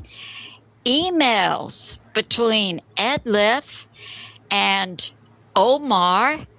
And hey, who was it in Congress who wrote the steps to manage the COVID child nutrition program? Why? It was Ilhan Omar, and she omitted normal things like oversight of the program. So it appears back in 2020 that Ilhan Omar was up to her eyeballs in planning fraud. Yeah, so that's going on. And the DOJ now has this information. And recently we heard, she was worth millions, including a winery in California.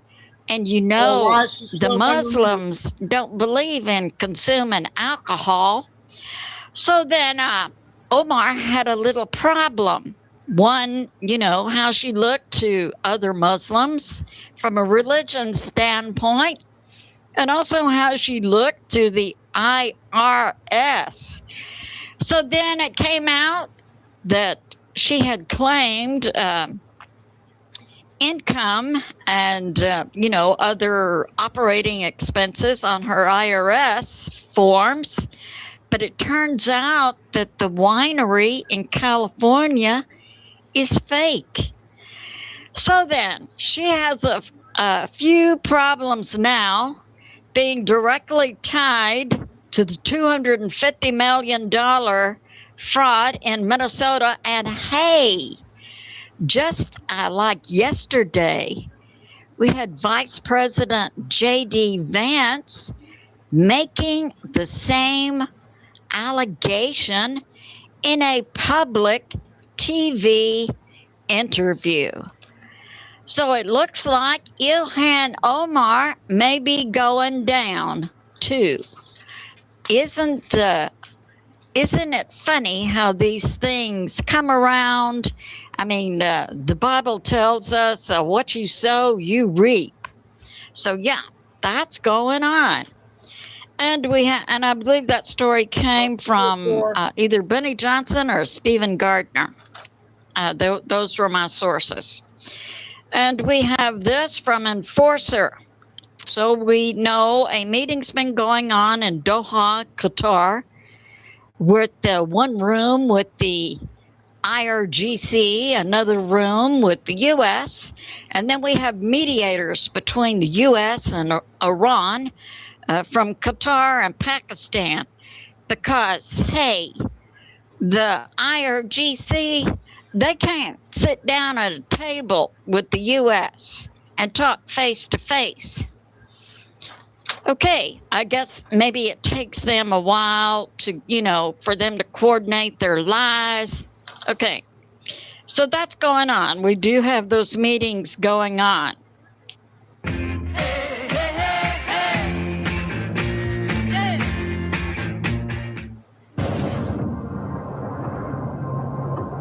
I'm trying to make it to 6 o'clock, guys.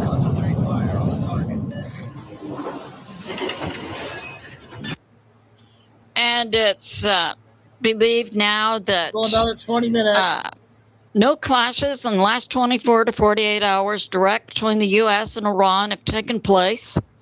But clashes are taking place on the border between Iran and Iraq, between the IRGC and the Kurds, who are Iranian national resistance fighters. So that's going on. And we have this. I believe that was Max Afterburner brought this out. Yeah, the Iran meetings are going on.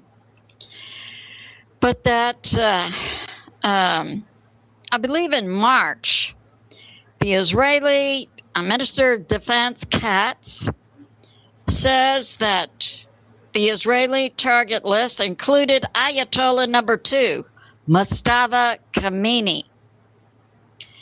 And we're hearing from the foreign minister, Arachi, who threatens the U.S. and says the U.S. needs to learn to muzzle their pet, referring to Israel.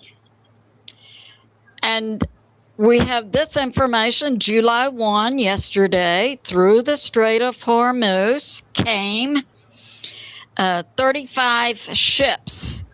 We also have this yesterday, July 1, the IRGC general in charge of the Strait of Hormuz went to the place to meet 72 virgins. Iran says he was taken out in a car crash. And we have this from a transition protocol that the IRGC trust Ghalibaf, he's the speaker of their parliament, but that the IRGC does not trust the foreign minister, Arachi. So that's going on. That does make things a little harder, I bet, to coordinate lies and so on. We have this regarding Russia and Ukraine. They both had massive hits last night. We had Russia hitting Kiev, the Ukraine capital, with missiles, Iskander and Zircon missiles. We had Ukraine hitting Russia with about 500 plus drones. So that's going on. This concludes my flash update. I love you, and I'll see you soon. Okay, got our big videos out today. About 4 of them, right? I got about five short ones I'm going to try to get in before 6 o'clock here. Got a 4-minute one, I think.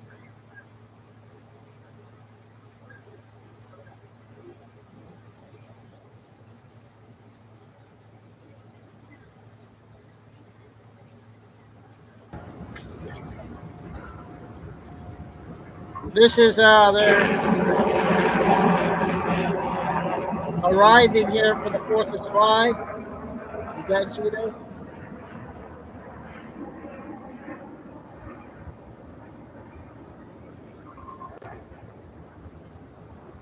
Oh, 13.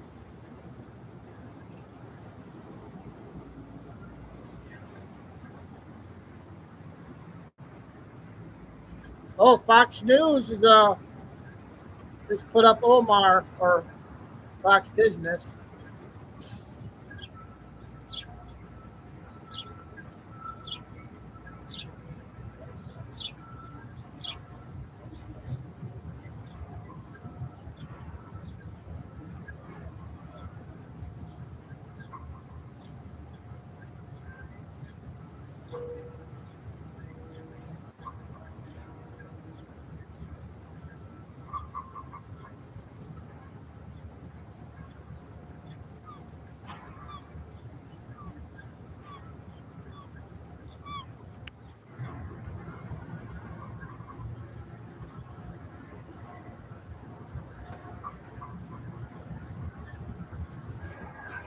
About 2 minutes. It's showing arriving in New York.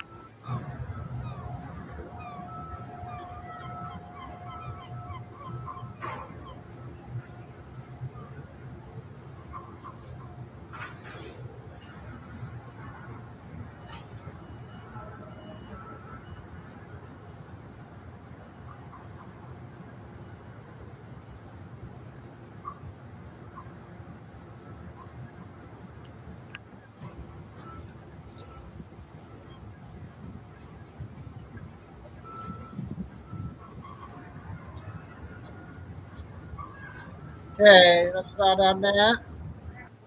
And we got a 3-minute one coming up.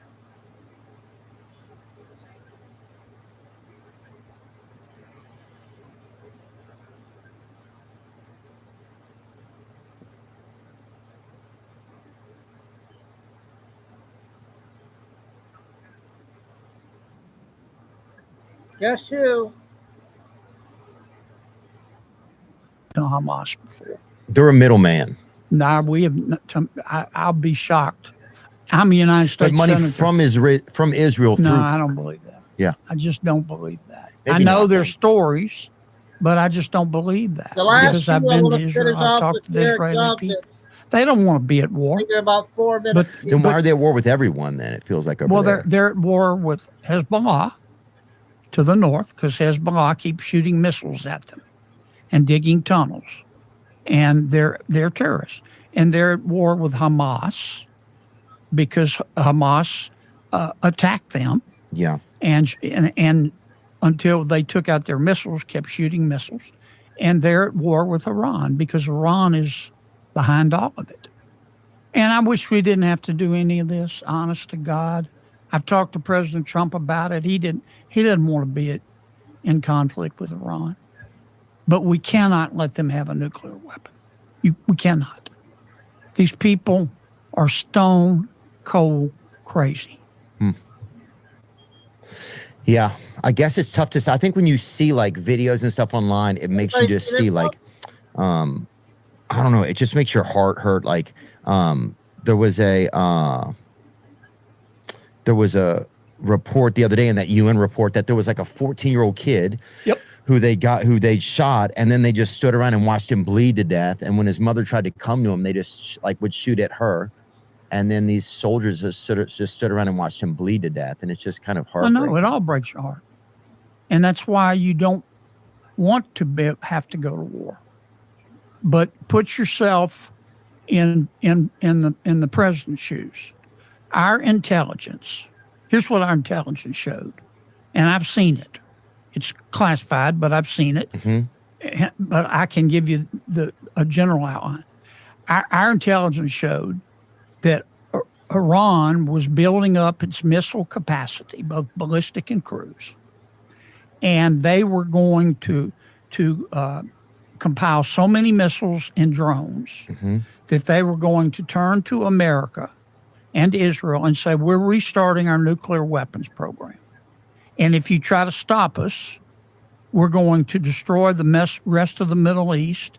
And by the way, our missiles can now reach London and Paris, and Germany. And you saw reports that I've said seen that? the intelligence. Okay. Qatar has funneled money to Hamas before. They're a middle. Okay, that was one over. So we'll play 2 more of the DJ videos. I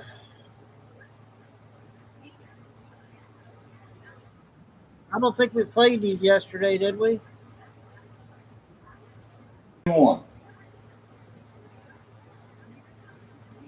Now, I've never been a veteran who's had any kind of issues like that, but I just didn't want to live anymore.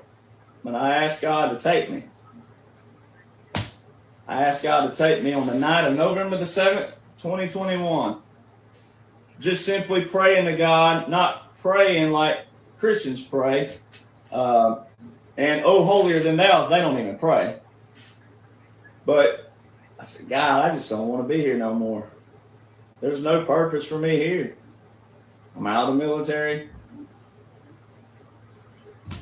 You know, there's no purpose. Why did he go to And boom. Guess what happened? Had a freak accident on an ATV. And it was one of those situations where if you were hanging on a cliff, but you were hanging and you knew what was going on, you knew one thing. You had to either call out to God or keep cussing him. And that's how the Lord works. That's how the Holy Spirit works right there. You got to call out to him or keep cussing him. And what did I do? I ate that humble pie and I started calling out to God. God help me. God help me. God save me. Because no one else could. Yeah, about no one else could about hear me. TikTok I couldn't even reach my today. phones. My phones didn't work there in the first place. So I was by myself hanging on the cliff.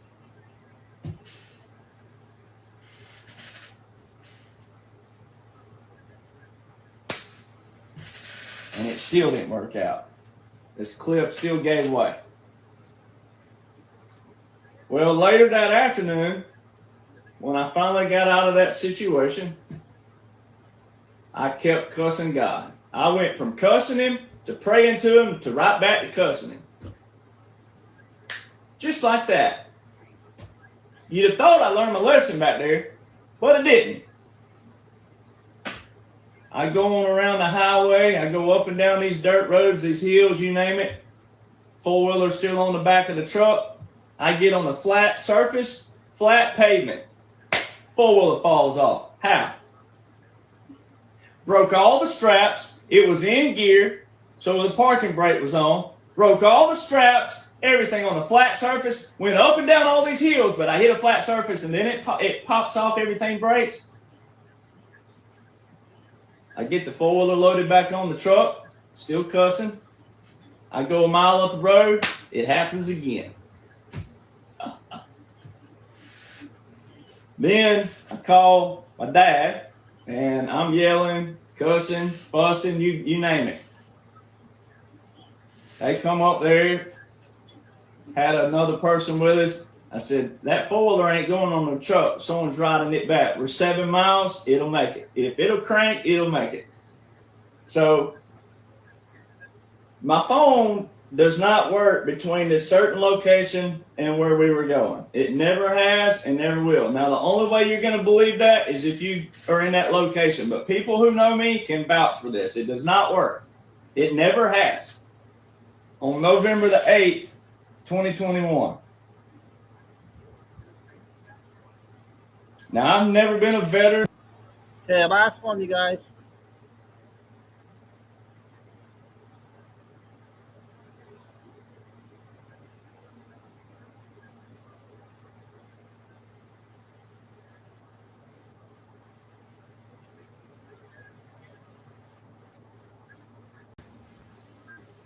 I put him on those documents. 2 weeks later, we were sitting there, late June, we were sitting there.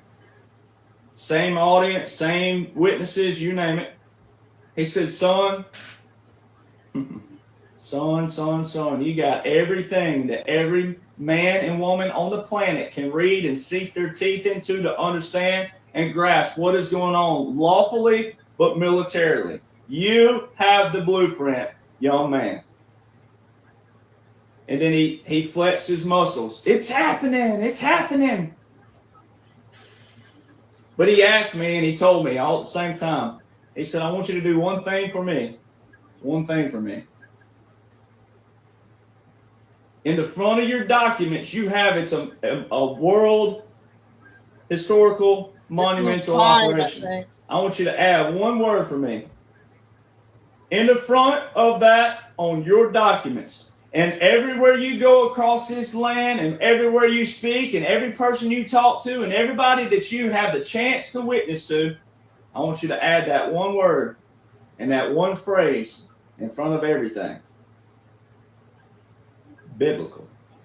It is a biblical, historical, monumental operation. And he specifically said right in front of all those people, if you add that, and when you add that, I have a feeling to believe that God is going to take these documents all around the world. Now, timestamps don't lie, ladies and gentlemen. That was June 2022. I didn't go viral until August 24th, 2022.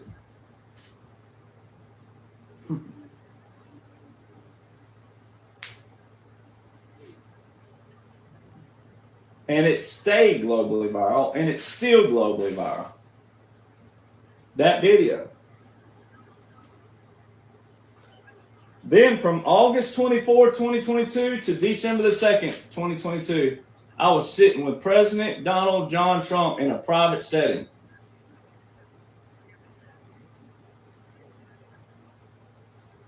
None of these civilian dudes are sitting with President Trump. None of them. Not a one.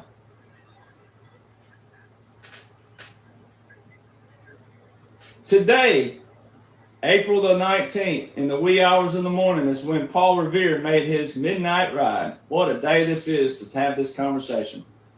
April 18th to April the 19th, midnight of the 19th. Paul Revere made his midnight ride. The British are coming, the British are coming, the Redcoats are coming, get ready, boys. Did he have anger issues? You fools. It's called passion. Because we have something at stake. These civilian dudes don't. This is a military operation for all military and all veterans. These civilian dudes don't know what that feels like. You out there saying, oh, they deliver it so nice. This guy, he's always this and he's that, he's this and that. And the way he says it, I have passion because I have something at stake for myself and my family. They don't. How was these last two videos, you guys? DJ. Fun fact, Paul Revere and I, the same age. What put him on the map? What put me on the map? Same age.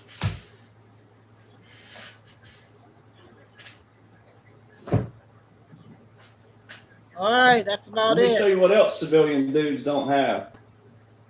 You're just showing the things on that. Okay, I have more stuff, but I had to get those main videos out. I think we got all the big videos out today. So, 3 hours, 3.5 hours went by fast. The weather wasn't too bad today. It's hot, but the humidity is down. I think it's cooling down in here, so it's not too bad. So, all right, we got July 3rd tomorrow. Tomorrow's what? Friday, right? We are only a few more days to see if it's something really gonna happen. So, thanks, mods. I go Carol, Lucy, Tim, and Kay was working tonight. Wasn't feeling well. So JJ, hope to get you on the phone one of these days. So God bless everybody. Love all. Remember, please hit the like and stay safe, stay strong, keep the faith, never give up. Signing off, Chico and do for July 2nd. And if anything happens, you know I'll be on. If anything happens in the morning, something big in the morning, I'll come on. But same time tomorrow. So we'll see you tomorrow.